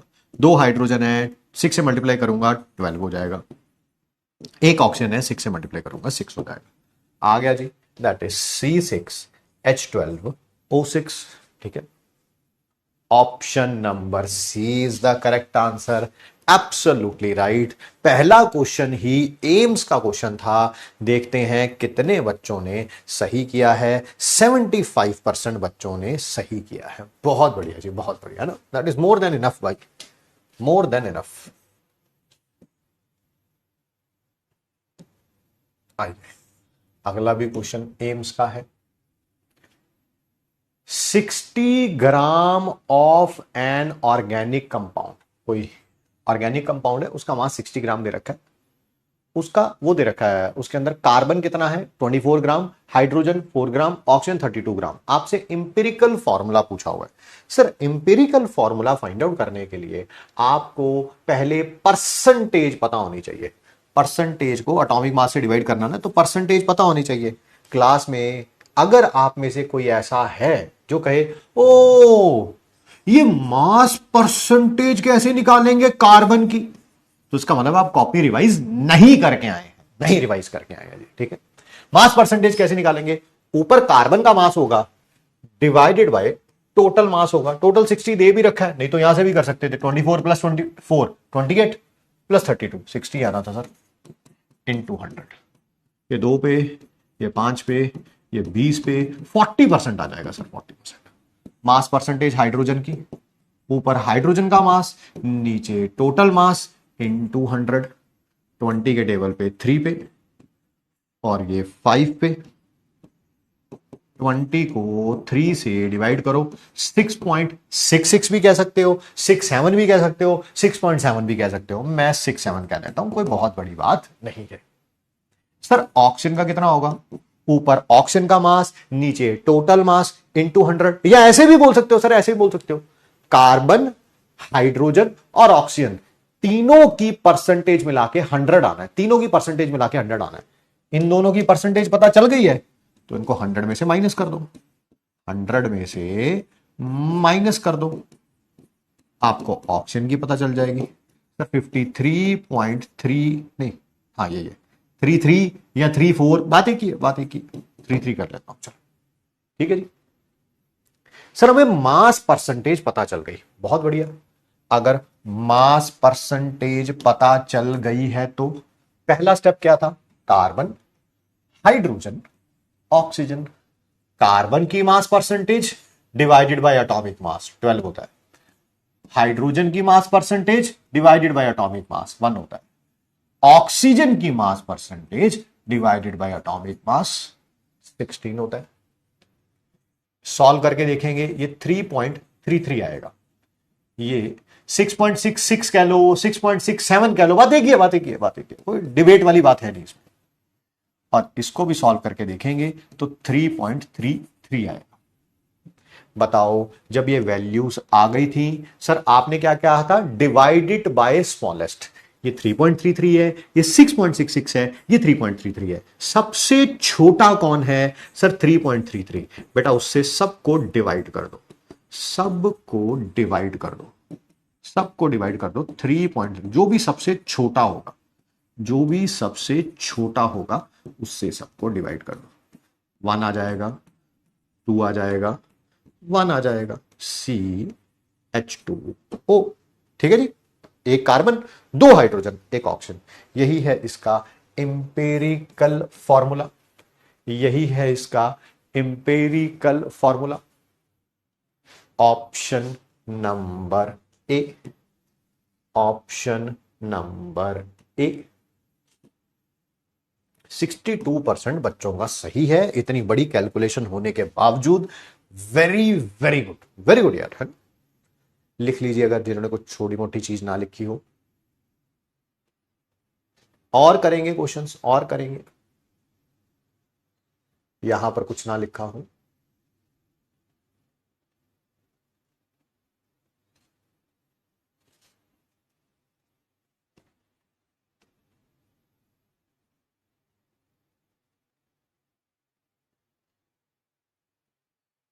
आइए अगला क्वेश्चन के बारे में बात करते हैं। एक कंपाउंड दे रखा है जिसके अंदर 4.07% हाइड्रोजन है, 24.27% कार्बन है, 71.65% क्या है, क्लोरीन है। इसका मोलर मास भी दे रखा है। आपसे इंपेरिकल फॉर्मूला और मॉलिक्यूलर फॉर्मूला पूछा होगा। ग्राम एटॉमिक मास पता ही है वैसे तो, अब कार्बन का 12 होता है, हाइड्रोजन का 1 होता है और क्लोरीन का 35.5। तो आइए करते हैं। कार्बन की मास परसेंटेज दे रखी है, एटॉमिक मास से डिवाइड कर दो। हाइड्रोजन मास परसेंटेज दे रखी है, एटॉमिक मास से डिवाइड कर दो। मास परसेंटेज दे रखी है, एटॉमिक मास से डिवाइड कर दो। ये अप्रोक्सीमेटली 12 2 से 24 होता है, अप्रोक्सीमेटली 2 लिख सकता हूं मैं, ठीक है, नहीं तो वैसे 2.04 कुछ ऐसा कुछ आ जाएगा मेरे पास। मोबाइल 2.04 आ जाएगा मेरे ख्याल से 2.03 या 2.04 आ जाएगा। ऐसे 2 लिख के काम चल सकता था, बट चलिए कोई बात नहीं, अगर कोई कहता है तो एग्जैक्ट बता दो, एग्जैक्ट बता दो तो बता देते। 24.27 डिवाइडेड बाई 12, 2.02, ये 4.07, आगे CL है, ये भी अप्रोक्सीमेटली 2.02 के आसपास ही आ जाएगा, देख लेना चाहे तुम। 71.65 डिवाइडेड बाय 35.5, 2.02 है भाई। आगे क्या था, डिवाइडेड बाय स्मॉलेस्ट, सबसे छोटा कौन है यहाँ पे सर, 2.02, तो सबको 2.02 से डिवाइड कर दीजिए।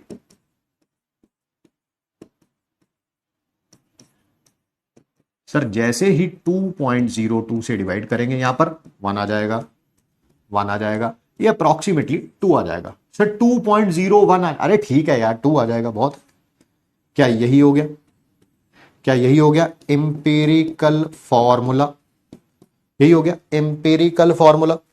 सर बट हमें तो मॉलिक्यूलर फॉर्मूला भी निकालना है, तो मॉलिक्यूलर फॉर्मूला होता था empirical formula multiplied by x. Sir x कैसे निकालते थे, ऊपर molar mass divided bye empirical formula का मास, निकालोगे इसका एम्पिरिकल फॉर्मूला का मास, एक कार्बन का 12, दो हाइड्रोजन का 2, और ये 35.5, 37 और 12, 37 और 12 कितने होते हैं 49, 9.5, ये अप्रोक्सीमेटली 2 ही आएगा, 2। तो निकाल लो, CH2Cl को 2 से मल्टीप्लाई करना है, C2H4Cl2। एम्पिरिकल फॉर्मूला ये रहा, 2 क्वेश्चन थे इसमें, मॉलिक्यूलर फॉर्मूला ये रहा, ठीक।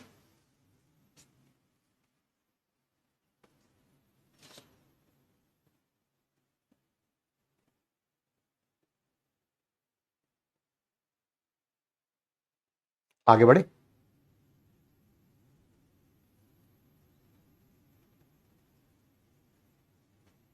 अगला क्वेश्चन करेंगे। एम्पिरिकल फॉर्मूला निकालिए केवलार का। सर ये केवलार क्या होती है, बुलेट प्रूफ वेस्ट बनाने के काम आती है, बुलेट प्रूफ वेस्ट बनाने के, ठीक है। और इसके अंदर कार्बन की परसेंटेज दे रखी है, हाइड्रोजन की दे रखी है, नाइट्रोजन की दे रखी है, ऑक्सीजन की दे रखी है। ग्राम एटॉमिक मास कार्बन का आपको पता ही है 12 होता है, हाइड्रोजन का 1 होता है, और कौन है नाइट्रोजन का 14 होता है, और ऑक्सीजन का 16 होता है। करो भाई करो जल्दी जल्दी।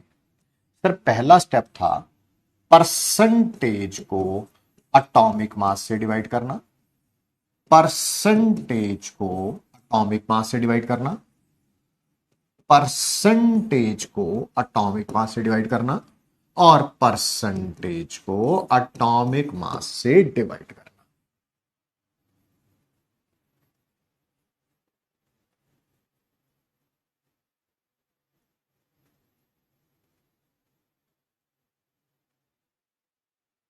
ठीक है जी, इसको डिवाइड करेंगे तो बच जाएगा 11.6, मतलब कि 6 से थोड़ा कम आना है ये, 6 से थोड़ा कम आना है ये, 6 से थोड़ा कम, क्योंकि 12 6 72 होता है, 72 से कम है, 1.4 कम, 5.8 आना है, 5.9 आना है, चेक करना है इसको, चेक करना। मैं कैलकुलेटर से चेक कर रहा हूं क्योंकि मेरे पास टाइम की थोड़ी कमी है।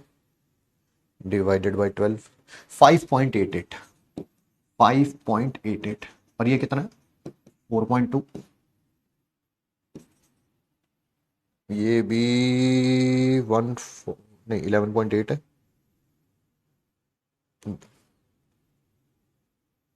डिवाइडेड बाय 14.84, और ये भी देखना 0.84 ही आएगा, करके देख लेता हूं मैं, बट देखना 0.84 ही आएगा। 13.4 डिवाइडेड बाय 16, वही 0.84 ही आ रहा है, 0.837 राउंड ऑफ करूंगा तो 0.84 ही हो जाएगा। फिर क्या था sir, divided by smallest, divided by smallest, सबसे छोटा कौन है सर, 0.84 सबसे छोटा, 0.84 सबसे छोटा है, सबसे छोटा 0.84, तो सबको 0.84 से डिवाइड कर दो, सबको 0.84 से डिवाइड कर दो। सर ये आ जाएगा 1 1 8 5 जा 40 होता है और ये 4, हाँ ये 5 और ये आएगा 7, C7H5NO, C7H5NO, era option number D, option number D.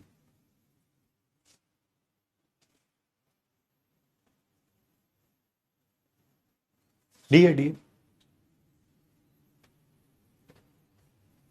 Calculation wise ज्यादा टफ क्वेश्चन एग्जाम में नहीं आएगा, ज्यादा टफ नहीं आएगा।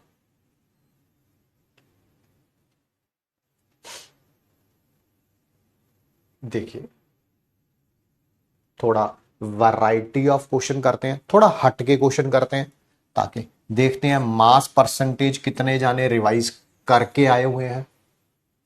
एक हाइड्रेटेड सॉल्ट है, हाइड्रेटेड का मतलब है कि उसके साथ वाटर मॉलिक्यूल जुड़े हुए हैं, वाटर मॉलिक्यूल जुड़े हुए हैं, ये लिखा भी हुआ है Na2CO3.XH2O, undergoes 63% loss in mass on heating and become anhydrous। समझा रहा हूं, इसको जब आपने हीट किया, हीट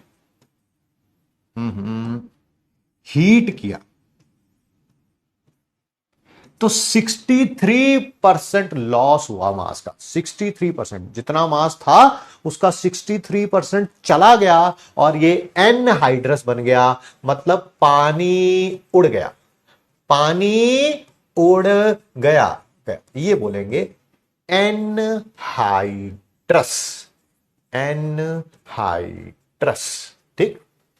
और ये हाइड्रेटेड, आपसे एक्स की वैल्यू पूछी हुई है, अरे आपके वाले एक्स की वैल्यू नहीं पूछी है पाजी, कहीं पता चले अपनी एक्स की वैल्यू बताने लगो, सर मेरी तो एक ही थी, अरे वो नहीं बताना है, चुप हो जा, रोना नहीं है।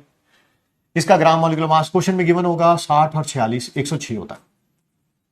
आराम से क्वेश्चन को सुनते हैं और समझते हैं।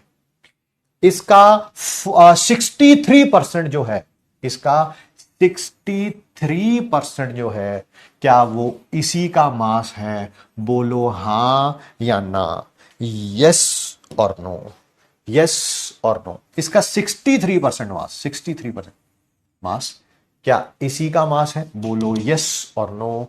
यस के लिए वाई लिखें, नो के लिए एल लिखें, ठीक है।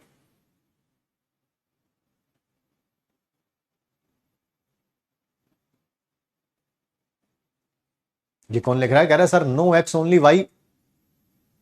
भाई तू तो क्रोमोसोम में चला गया भाई। Yes yes yes yes yes, बढ़िया बढ़िया बढ़िया। देखिए 63% mass of Na2CO3.X2 is equal to mass of XH2O। हाँ सर जी, मोलर मास H2O का पता ही है वैसे तो आपको, बट फिर भी लिख देता हूं, 18 ग्राम होता है। सर पर मोल लिखना होता है, अरे ठीक है भैया, मोलर मास लिख दिया तो पता ही है। आओ जल्दी जल्दी निकालो जरा, इसका 63% निकालो, इसका मास कितना होगा? सर Na2CO3 का मास होता है 106, बहुत बढ़िया। और एक H2O का मास होता है 18, 18 x का कितना होगा? सर 18x, 1 रुपए की 18 टॉफीज आती हैं, x रुपीज की कितनी आएंगी? 18 into X is equal to, इसका मास बताओ, इसका मास बताओ। सर एक H2O का मास होता है 18, तो x का कितना होगा? Sir 18x। अब इसको आप सॉल्व कर लेंगे, 63 multiplied by 106, 63 multiplied by 18। Oh sir जी ये 100 किधर गया? ओ पाजी उधर चला गया, वो 1800 हो गया। क्या इसे सॉल्व कर सकते हैं हम लोग?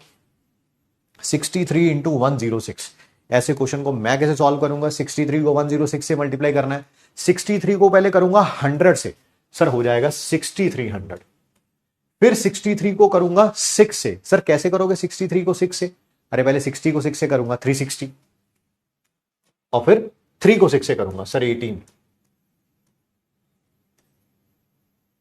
6 6 7 8, 6 6 7 8 प्लस 63 इंटू 18, सर इसको कैसे करेंगे? सर ये कैलकुलेशन में आपने सिखाया था कि पहले 63 को 20 से कर लो, सर 1260 आ जाएगा, फिर उसमें से 126 माइनस कर दो। बहुत बढ़िया, ये कैलकुलेशन में सिखाया मैंने ट्रिक में, अब यूज आपने करना है जी। आपने 4 और 5 में से 2 गए 3, 11, 11 34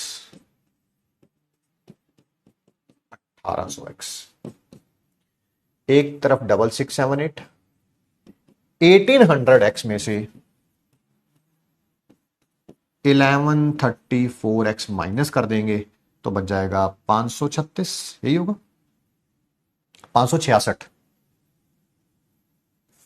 500 नहीं 666।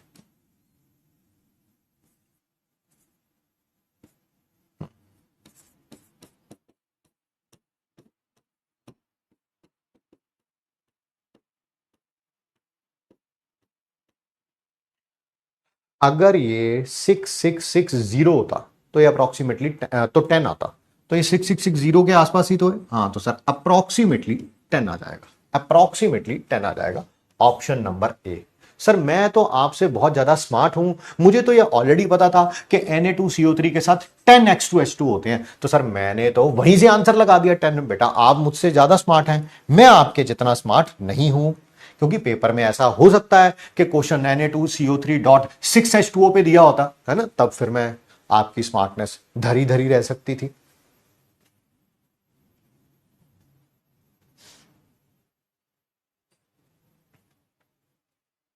हाइड्रेटेड सॉल्ट है उसको, अच्छा मैं बता भी दूं, मैं रिपीट कर रहा हूं पता है कभी कभी क्या होता है, आप पूरा क्वेश्चन रिपीट कर देते हैं, करने के बाद दोबारा एक बार रिपीट भी कर देते हैं, बट आप ये नहीं बोलते कि आप रिपीट कर रहे हैं, तो बच्चा फिर डाउट में लिखता है कि आप उसे रिपीट कर दो। तो मैं पहले ही बता देता हूं कि मैं रिपीट कर रहा हूं, है ना, ताकि जिन्होंने रिपीट रिपीट वाले पैसे मिलने हैं सबको 25-25 पैसे, वो पहले यहां पे ना कंप्लीट हो गया, टास्क कंप्लीटेड, एक्सेल शीट में लिख देना।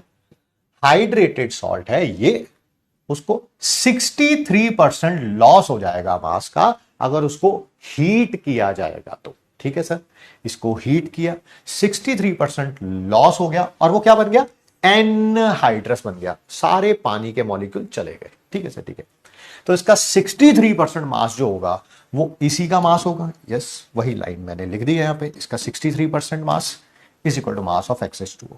ये तो पता ही है, मोलर मास है, कर लिया सर। एक H2O का मास 18 होता है, उसका 18x होता है, बाकी तो फिर कैलकुलेशन है, आगे कैलकुलेशन है। ठीक है,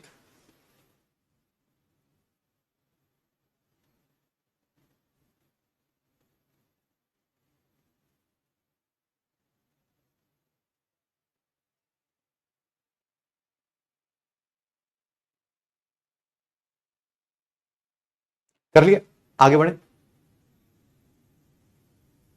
आगे बढ़े, और करोगे और करोगे।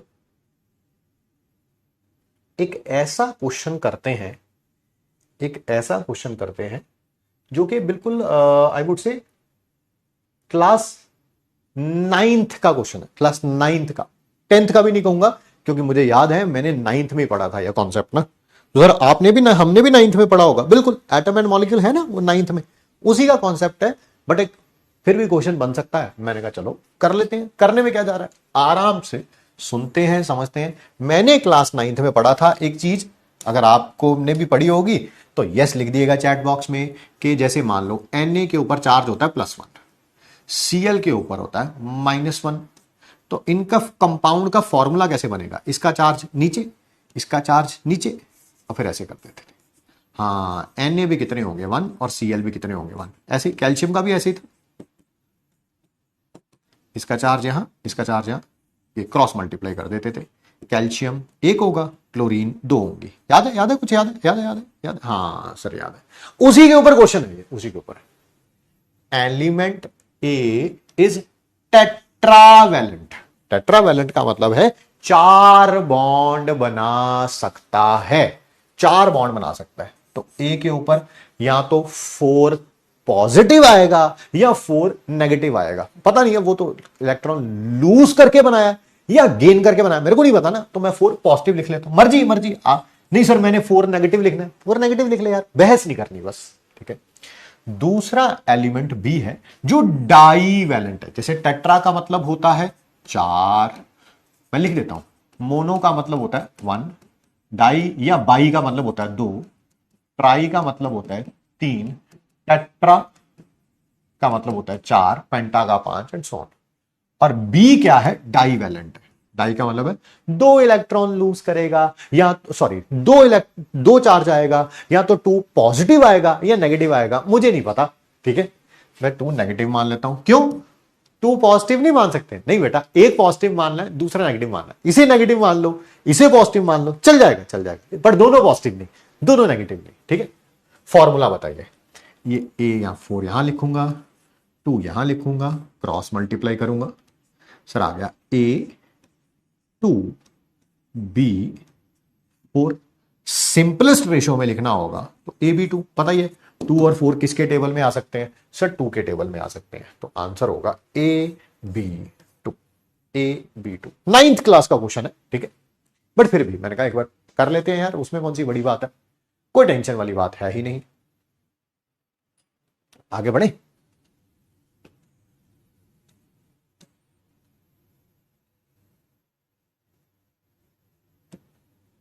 थोड़ा सा दिमाग लगाएंगे तो क्वेश्चन बड़े आराम से हो जाएगा। बहुत अच्छे अच्छे क्वेश्चन लेके आया हूं। ठीक है, डाउट भी देख ले एक बार। ये देखो, सी इज करेक्ट, ये डाउट है नेहा जी का। आशीष कुमार ने बोला वंस मोर। हाँ वंस मोर, तो मुश्किल क्वेश्चन भी तो है भाई। एक एलिमेंट ए है जो कि टेट्रावैलेंट है, आशीष जी ए के ऊपर 4 पॉजिटिव लिख दिया। दूसरा एलिमेंट बी है जो कि डाईवैलेंट है, आशीष जी बी के ऊपर 2 नेगेटिव लिख दिया। अब इसका फॉर्मूला बनाना है। इनके चार्जेस नीचे लिखते हैं बेटा और क्रॉस मल्टीप्लाई कर देते हैं। क्रॉस, ए को 2 से मल्टीप्लाई करूंगा A2 हो जाएगा, बी को 4 से मल्टीप्लाई करूंगा 4 हो जाएगा। आशीष जी 2 और 4 किसके टेबल पे आता है? 2 के टेबल पे आता है, तो A B 2, oh sorry Ashish ji, इसको 2 से ऐसे डिवाइड करके लिखना था, ये 2 से डिवाइड करके लिखना था, 1 2, तो A1 है B2 है। आशीष जी, सर क्वेश्चन समझ नहीं आया, रवि कह रहा है क्वेश्चन ही समझ नहीं आया। देखो यही बात है, यही बात है। एक बार थोड़ा सा पीछे रवि जी। हाँ, एंड इसमें अंजलि ने भी क्वेश्चन पूछ लिया, कह रहे रवि पूछ सकता तो मैं क्यों नहीं पूछ सकती। अगर Na2.XO कैसे इक्वल हो गया H2O के? क्योंकि ये तो Na2H2O3 प्लस XH2O के इक्वल होगा। ठीक है अंजलि जी, ठीक है ठीक है ठीक।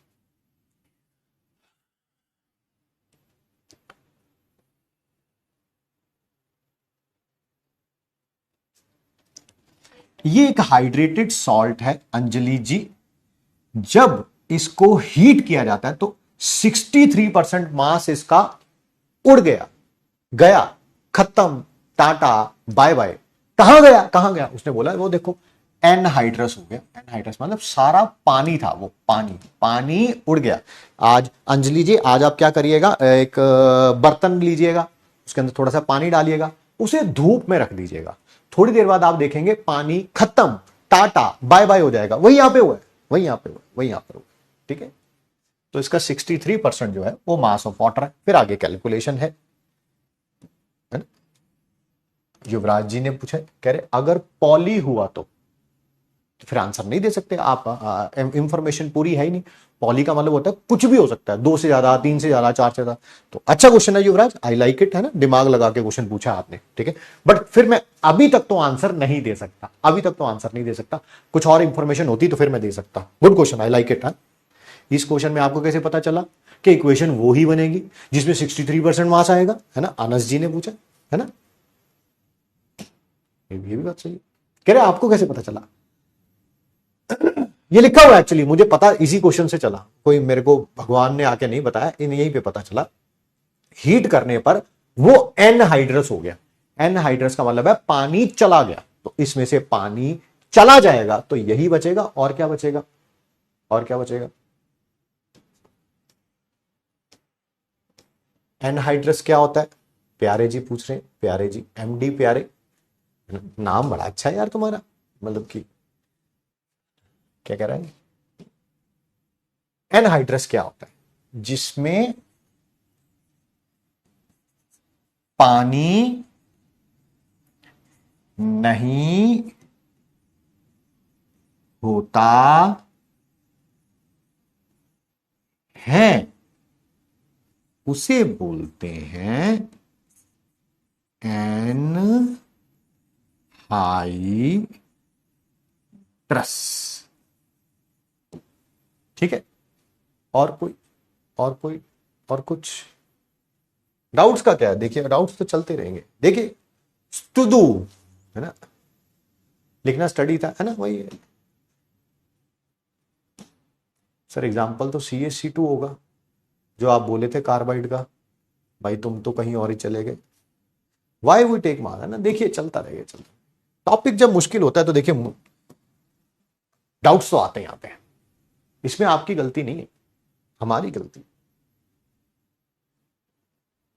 एक कंपाउंड है जो कि नायलन बनाने के काम में लाया जाता है, उसके अंदर 43.8% ऑक्सीजन है। अच्छा, टोटल मास में से 43.8% क्या है? ऑक्सीजन है। बहुत बढ़िया। और उसके अंदर 4 ऑक्सीजन के एटम्स हैं, 4 ऑक्सीजन के एटम्स हैं। मॉलिक्यूलर फॉर्मूला पूछा हुआ, कोई बात नहीं।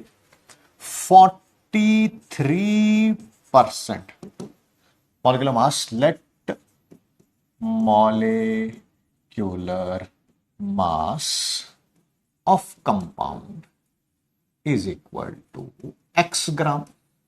ठीक, क्या 43% इसका 43% is equal to mass of oxygen atoms है? यस और नो?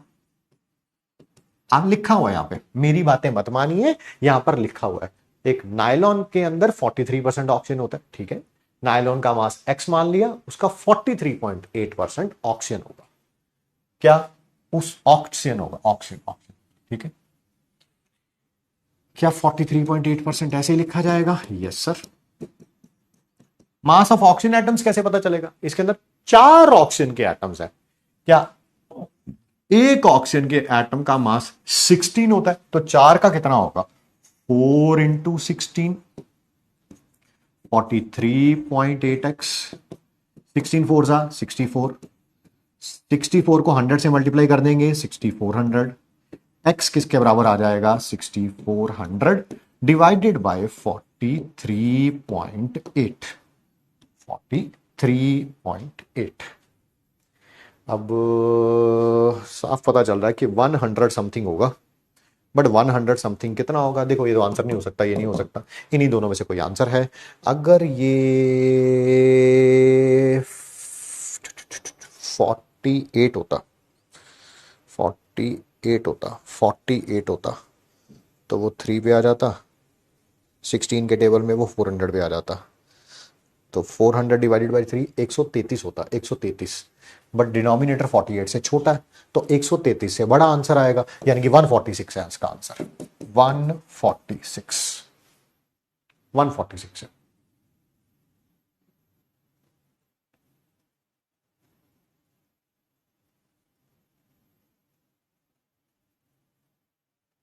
मैंने कैसे किया कैलकुलेशन में बता देता हूं। मैंने लेट कर लिया कि नीचे वाला 48 होता, तो 16 के टेबल में ये 3 पे आता, ये 400 पे आता। 400 डिवाइडेड बाय 3 133.33 होता है। बट डिनोमिनेटर जो है वो 48 से छोटा है। जब डिनोमिनेटर छोटा होता है वैल्यू बढ़ जाती है, 133 से बड़ी वैल्यू होगी, 133 से बड़ी वैल्यू यही है 146। नहीं सर 292 नहीं हो सकता, अरे भाई फिर उसके लिए तो बहुत ज्यादा। अच्छा, आपको कैसे पता चला कि यहां पर 48 ही लेना था, 45 नहीं लेना था, 44 नहीं लेना था? मैंने थोड़ा दिमाग लगाया अपना, मैंने 43 के, देखो कैलकुलेशन सीखो, नहीं सीखोगे तो हर जगह मुश्किल आएगी ही आएगी, ठीक है। मैंने अपना दिमाग लगाया कि कोई ऐसा टेबल ढूंढूं, ऐसा टेबल ढूंढूं जिसमें 64 भी आ जाए और ये 40 के पास वाला भी आ जाए। सर 48 मिला मेरे को, 48 मिला मेरे को, क्यों? 16 के टेबल पे 48 भी आता है और 64 भी आता है ना। तो उस तरह से ढूंढा मैंने अपने दिमाग को। सीखिए कैलकुलेशन, जितनी सीखेंगे उतना ज्यादा अच्छा फील करेंगे।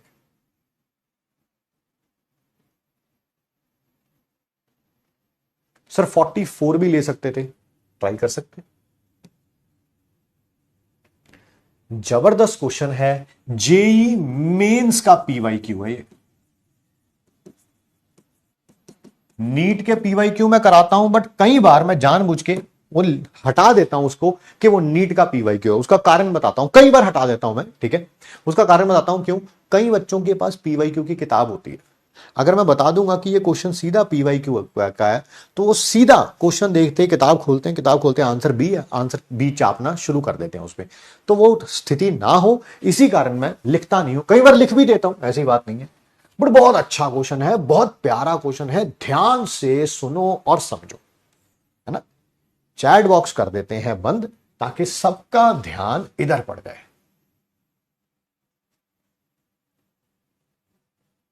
आराम से सुनो, आराम से। Most abundant element by mass in the body of a healthy human. किसी हेल्दी ह्यूमन की बॉडी में सबसे ज्यादा पाए जाने वाले एलिमेंट कौन कौन है। ऑक्सीजन होता है बॉडी में 61.4%, सर ये परसेंटेज दे रखी है। कार्बन 22.9, और कौन है, hydrogen 10%। Okay okay okay. And nitrogen, अच्छा नाइट्रोजन भी दे रखा है 2.6%।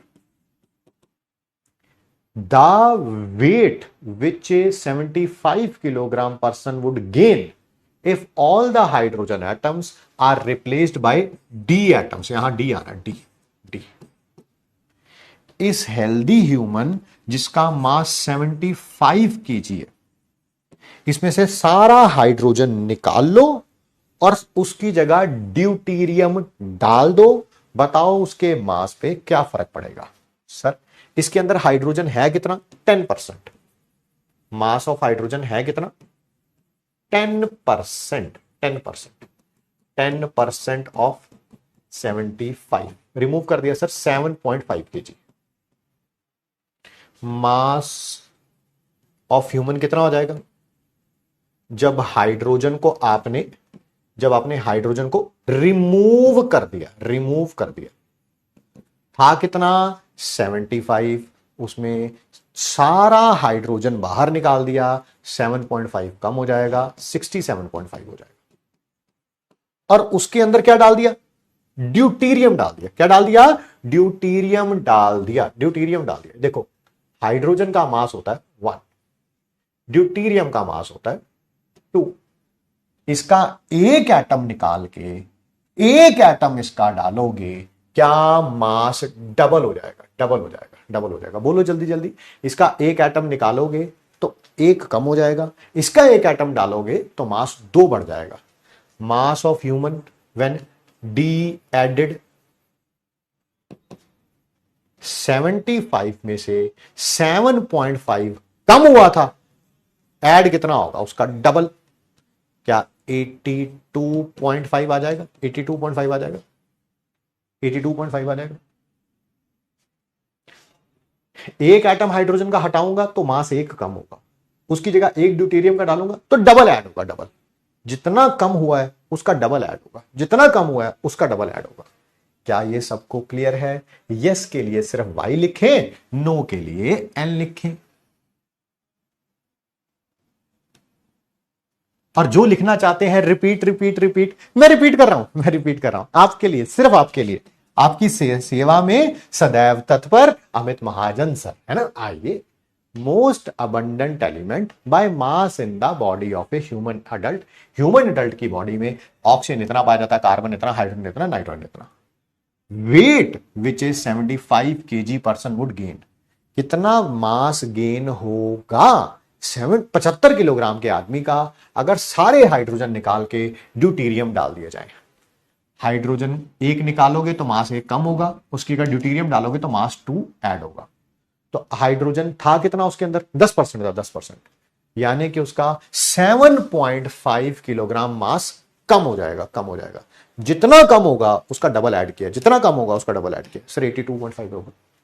रिपीट वाले भी सेटिस्फाइड हो गए, ठीक है जी।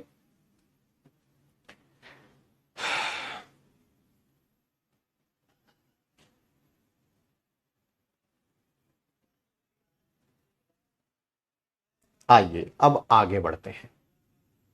एक कुछ होमवर्क के लिए क्वेश्चंस दिए हुए हैं, ठीक है। और आज सबसे पहले बात करेंगे ट्रिक फॉर मैथमेटिकल कैलकुलेशन के बारे में। ट्रिक फॉर मैथमेटिकल कैलकुलेशन के बारे में। Multiply by 11। हालांकि इसी को मैं एक्सटेंड भी करूंगा, 111 से कैसे करते हैं, 1111 से कैसे करते हैं, बट अभी मैं सिखा रहा हूं सिर्फ मल्टीप्लाई बाय 11। जैसे ये देखिए, आपको मल्टीप्लाई करना है 32 को 11 से। ठीक है सर, सबसे पहले क्या लिखना है, इन दोनों को मल्टीप्लाई करके। सर क्या बात कर रहे हो आप भी क्या बात कर रहे हो, सीधी तरह ये नहीं बोल सकते कि इसी नंबर को लिखना है। हाँ, 2 को किसी से, मतलब कि इसको, इस नंबर को हमेशा 1 से मल्टीप्लाई करो, वही नंबर रहता है। सर 2 है तो 2 ही रहेगा। ठीक है, उसके बाद क्या होगा, आपको क्या लिखना है, इन दोनों को ऐड करके 3 + 2। ठीक है सर, कितना हो जाएगा, 5 हो जाएगा। और फिर इस नंबर को एज इट इज लिखना है। सर कितना हो गया, 352।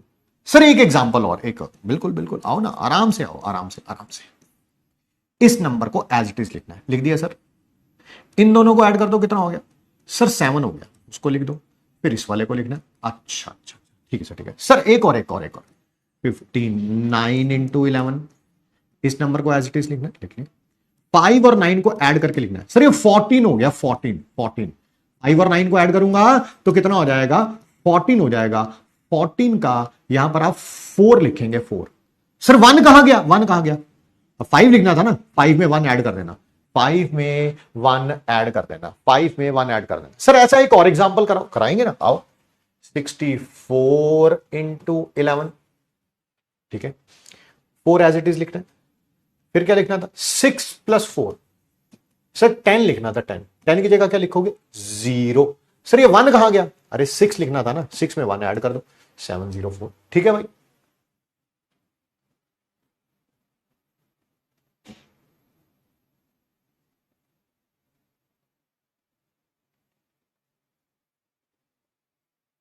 तो किसी भी नंबर को अगर आपने 11 से मल्टीप्लाई करना है तो आप ऐसे कर सकते हैं। और बात करते हैं,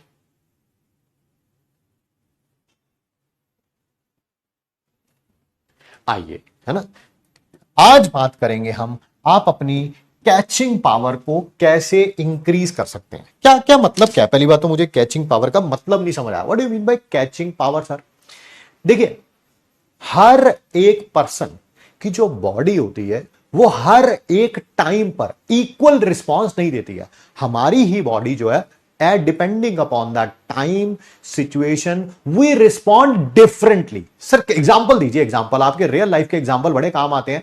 अरे भाई, जब तुम घर पे बैठ के मॉक टेस्ट देते हो, जब कोई टेंशन नहीं होती है, प्रेशर नहीं होता है, तब बहुत अच्छा परफॉर्म कर लेते हो। और वही जब नीट का फाइनल एग्जाम देने की बात आती है, तब उस प्रेशर के कारण आपके मार्क्स कहीं ना कहीं थोड़े बहुत क्या हो जाते हैं, कम हो जाते हैं। ठीक है, so it happens with each and everyone. तो सर हम अपनी मैक्सिमम एफिशिएंसी कैसे निकाल सकते हैं, आप अपनी कैचिंग पावर को कैसे बढ़ा सकते हैं? देखिए, although it's not a very popular opinion, but I just want to tell you the truth। ये जो बैटल जो आपने स्टार्ट करी है अभी मई में, इसको खत्म होने में पूरा 1 साल पड़ा है। It's a year consist of A 365 days, multiply by it 24, that's how many hours, and multiply it by 60, that many minutes. ठीक है, बैटल बड़ी लंबी है। अगर आप पहले दिन से ये सोच लें, तेरा भाई तो 16 घंटे पड़ेगा, और देखते हैं अगले साल 720 के 720 आ गए हैं, और आदतें वो पड़ी हुई हैं कि 16 मिनट भी आप नहीं पढ़ते थे। ठीक है, वहां से आप सीधा 16 घंटे पे पहुंच जाएंगे। That's not gonna happen, let me tell you, that's not gonna happen in a day. Single day में नहीं होगा। बहुत बड़ी बैटल है, और ये बैटल कहीं ना कहीं आपको बीच में ब्रेक डाउन भी करेगी। आप माने ना माने, इट्स गोना हैपन कि आप कहीं ना कहीं बीच में ब्रेक डाउन होगा ही होगा आपका। ठीक है, तो सर क्या कर सकते हैं कैचिंग पावर को बढ़ाने के लिए? अपने आप को फ्रेश रखिए, अपने आप को फ्रेश रखिए। ऐसा नहीं होना चाहिए किताबों में घुसे हुए ही मतलब कि 14 15 घंटे रहते हैं। ठीक है, और फिर वो क्या होगा, 2 4, देखो 15 घंटे पढ़ना आसान है, 16 घंटे पढ़ना आसान है अगर एक दिन करना है तो, अगर 2 दिन करना है तो, अगर 3 दिन करना है तो, बट ये 3 महीने करना बहुत मुश्किल है। 6 महीने करना उससे भी मुश्किल है, 9 महीने करना उससे मुश्किल है। ये बात वही जान सकता है जिस पर्सन ने ये काम किया हो। किताबी बातें करना बहुत ज्यादा आसान होता है। 3 महीने भी अगर आप 16 घंटे पढ़ लेना, 15 घंटे भी पढ़ ले, मैं कह रहा हूं 14 घंटे पढ़ ले, दिमाग में सैचुरेशन आ जाता है। मैंने अपनी लाइफ में किया है तो मुझे पता है एक ऐसा समय आ जाता है, उस समय दिमाग में ना ही कुछ अंदर जाता है और ना ही इसमें से कुछ बाहर निकलता है। आप नई चीज कुछ अंदर जाती नहीं है, आप जितनी मर्जी कोशिश करके देख लो। तो आपको पूरा साल अपने आप को फ्रेश रखना है, बड़ा इंपॉर्टेंट है। ठीक है सर, कैसे रख सकते हैं अपने आप को फ्रेश? अपने ऊपर काम करिए। अपनी जो भी आपकी हॉबी है, चाहे वो गाना गाना है कि गाना सुनना है, इंस्टाग्राम पे रील्स देखना किसी की हॉबी नहीं होती है, let me tell you frankly. YouTube पे शॉर्ट्स देखना हॉबी नहीं होती है। ठीक है, आपको गाना गाना अच्छा लगता है, आपको दौड़ना अच्छा लगता है, आपको क्रिकेट खेलना अच्छा लगता है, आपको फुटबॉल खेलना अच्छा लगता है, आपको हो सकता है किसी पर्टिकुलर पर्सन से 2-4 मिनट के लिए, ज्यादा नहीं बोल रहा हूं मैं, 2-4 मिनट के लिए आपको किसी अपने दोस्त से, यार से, रिश्तेदार से, मम्मा से, पापा से बात करना अच्छा लगता है। ठीक है, what ever your hobby is, pursue it. ठीक है सर, मेरी कोई हॉबी ही नहीं है, हॉबी नहीं है, बहुत अच्छी बात है, डाल लो डाल लो। सर क्या डालें सर? दौड़ना शुरू करिए, मतलब कि भागना शुरू करिए, बहुत अच्छा। अर्ली मॉर्निंग सुबह उठिए, आधा घंटा भाग के आइए, आप देखेंगे आपके दिमाग का फ्रेशनेस लेवल कितना बढ़ेगा यार। टीचर पहली बार में कोई बात करेगा, आप पहली बार में कोई चीज रिवाइज करेंगे, आप कोई क्वेश्चन अटेम्प्ट करेंगे, बड़ी जल्दी बढ़ेगी आपकी कैचिंग पावर। क्यों? क्योंकि दिमाग को आपने बीच में ब्रेक दिया हुआ है ना। देयर इज ए, वो रूटीन बिल्कुल मोनोटोनस नहीं है, आप कहीं ना कहीं बीच में ब्रेक लेते हैं। जब भी हम ब्रेक लेते हैं हमारी एफिशिएंसी बढ़ती है। अपने आप को इतना मत स्ट्रेच कर लीजिएगा कि पता चले अक्टूबर, नवंबर, दिसंबर आते ही आप लोग टूटने लग जाएं। ठीक है, अपने लिए समय निकालो। कोई अगर कहता है ना, घर में भी अगर कोई कहता है, मम्मी पापा भाई बहन मानते नहीं है कि अच्छा सिलेक्शन तो हुआ नहीं नीट में, अब तो सुबह दौड़ने जाएगा। अरे यार, अपने लिए कर रहा हूं मैं, अपने लिए कर रहा हूं मैं, अपने आप को फ्रेश रखने के लिए। आउटसाइड नॉइज किसी की भी हो, चाहे मम्मी पापा, दोस्त, भाई बहन, मैं अपने आप को भी इंक्लूड कर रहा हूं उसमें, टीचर, कोई भी हो, कोई मैटर नहीं करता है। सिर्फ और सिर्फ आप अपने लिए पढ़ रहे हो, अपनी सिलेक्शन के लिए पढ़ रहे हो, अपने नाम के आगे डॉक्टर लगाने के लिए पढ़ रहे हो। थ्रू आउट द ईयर अपने आप को फ्रेश रखिए, through out the year fresh रखिए। ठीक है, कोई आफत नहीं आएगी कि अगर 30, 45, 60 दिनों बाद 1-2 दिन पढ़ाई नहीं भी करोगे ना, कोई दुनिया नहीं खत्म हो जाएगी, कुछ खत्म नहीं होगा।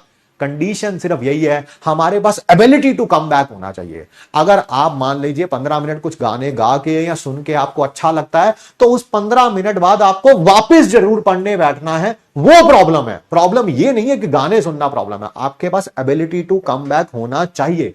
किसी बच्चे का अगर बैकलॉग हो भी गया है तो कोई बात नहीं यार, ठीक है, कि बैकलॉग हो गया तो मैं उसको कंप्लीट करके मैं लाइव लेक्चर तक आ सकूं, वो होना चाहिए। फ्रेश रखिए अपने आप को थ्रू आउट द ईयर। कभी भी यहां पे बहुत ज्यादा प्रेशर मत लीजिए। जितना ज्यादा दिमाग को फ्रेश रखेंगे उतना ज्यादा परफॉर्म अच्छा करेंगे फाइनल एग्जाम में। I have seen many good students, ठीक है, जिनका लेवल ऑफ प्रिपरेशन बहुत अच्छा होता है, बट एंड तक आते आते बिल्कुल हिम्मत हार चुके होते हैं। ठीक है, एग्जाम में उतना अच्छा परफॉर्म नहीं कर पाते हैं। एंड कई ऐसों को भी देखा है जो थोड़ा फ्री थिंकिंग के होते हैं, ठीक है यार सर हम अपना बेस्ट दे रहे हैं, बाकी देखा जाएगा, जो होगा देखा जाएगा। दे इंडल्ज इन दीज एक्टिविटीज, चाहे वो गाना गाना हो, नाचना हो, कोई अपना रनिंग करना हो, मेडिटेशन हो, योगा हो, whatever those are productive things. कुछ भी करिए अपने लिए, कोई क्रिकेट खेलना हो करो यार, अरे हफ्ते में एक दिन खेलने जाएंगे यार। मैं सर क्लासेस इतने अच्छे तरीके से लूंगा, इतने अच्छे तरीके से लूंगा, एक एक बात मेरे समझ आएगी, मैं रिवाइज करूंगा सर, 6 दिन इतनी मेहनत करूंगा, बट संडे को अपने 2 घंटे जो है ना वो क्रिकेट जरूर खेलने जाऊंगा। जाओ यार, कोई फर्क नहीं पड़ता यार। ठीक है, प्रॉब्लम यह है हम 6 दिनों का अच्छे तरह से यूटिलाइजेशन नहीं करते हैं और फिर ब्लेम गेम खेलते हैं कि हाँ यार हमारा उतना अच्छा रिजल्ट नहीं आ रहा। Keep your self fresh, it's a marathon, it's not a sprint. ये कोई 100 मीटर की रेस नहीं है कि थोड़ा तेज भागेंगे और फर्स्ट आ जाएंगे। नो, ये मैराथन है, लंबी गेम है, अपने आप को बचा कर रखिए। ठीक है जी, हाँ फुटबॉल जो अच्छा, जिम जो अच्छा लगता है भाई, वो आपकी हैबिट है, मुझे नहीं पता है, but it should be A productive habit. Sir मुझे जो है बहुत सारी ऐसी हैबिट्स भी होती हैं जिनका कोई प्रोडक्टिवनेस नहीं होती, वो आपको बहुत अच्छे सर मुझे इंस्टाग्राम पे रील स्क्रॉल करना अच्छा लगता है, उसमें 4 घंटे बिता लेता हूं, वो प्रोडक्टिव हैबिट नहीं है यार।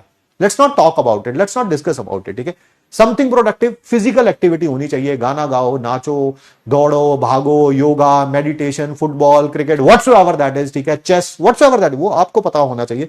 चेस फिजिकल नहीं है, वैसे मेंटल है, but whatsoever that is, whatsoever gives you a kick. मुझे बैडमिंटन खेलना अच्छा लगता है, खेलो यार, खेलो, कोई बात, बचा के रखे, आप रखो अपने आप को, प्रिजर्व करके रखो, बहुत इंपॉर्टेंट हो, हमारे देश का भविष्य हो आप, ठीक है, फ्यूचर में कहलवाने वाले भगवान हो यार आप लोग, ठीक है, अपने आप को बचा के रखिए। आप लोगों ने ही बहुत सारे लोगों की जिंदगी बदलनी है, बचानी है, ठीक है। मेरे साथ एक पर्सनल इंसिडेंट हो चुका है मेरी लाइफ में कि मेरे पापा के साथ कि मैं भी था वहीं पे, हम किसी गलत डॉक्टर के पास चले गए थे। तो मैं जानता हूं एक जान जब गलत डॉक्टर के हाथ चली जाती है तो उसका क्या इंपैक्ट होता है फैमिली पे। I was quite young and वो केस बहुत बिगड़ गया था, बट भगवान के कृपा के कारण पापा बच गए उस मुश्किल सिचुएशन में। तो मैं नहीं चाहता हूं कि कोई भी ऐसा फ्यूचर में केस हो, किसी के भी साथ हो, आपके मेरे एक ही वादा, आपकी फैमिली ही हमारी फैमिली है, ठीक है। बट मेक श्योर करिए, अपने आप को प्रिजर्व करके रखिए, आउटसाइड नॉइज से बचिए। बुआ, चाचा, मामा, मम्मी, पापा, भाई बहन, टीचर, दोस्त, यार, रिश्तेदार आपके बारे में क्या ओपिनियन रखते हैं, it does not matter, you are worth it. And आपके जैसा कोई नहीं है भाई पूरे इंडिया में, ठीक है, I would say in the world. Give your best shot, अपने आप को प्रिजर्व करके रखिए। जब भी प्रिजर्व करके रखेंगे आप देखेंगे आपकी कैचिंग पावर बढ़ेगी। दिमाग जब भी फ्रेश होता है चीजें बहुत ज्यादा कैचअप करता है, बट जब भी दिमाग में बहुत सारा क्लटर चल रहा होता है, आप जितनी मर्जी कोशिश कर लें दिमाग के अंदर कुछ घुसता ही नहीं है, क्योंकि दिमाग टायर्ड हो चुका है। टायर्डनेस से बचिए, काम करते रहिए, मेहनत करते रहिए। मिलेंगे आप सब लोगों से नेक्स्ट क्लास में। Thank you, thanks for appreciating each and every class, it really really really means a lot to me, ठीक है। कल से आपको डीपीपी सॉल्यूशन भी मिलना शुरू हो जाएंगे। मिलते हैं आप सबसे नेक्स्ट क्लास में। Thanks for giving us your time. Thank you बच्चों।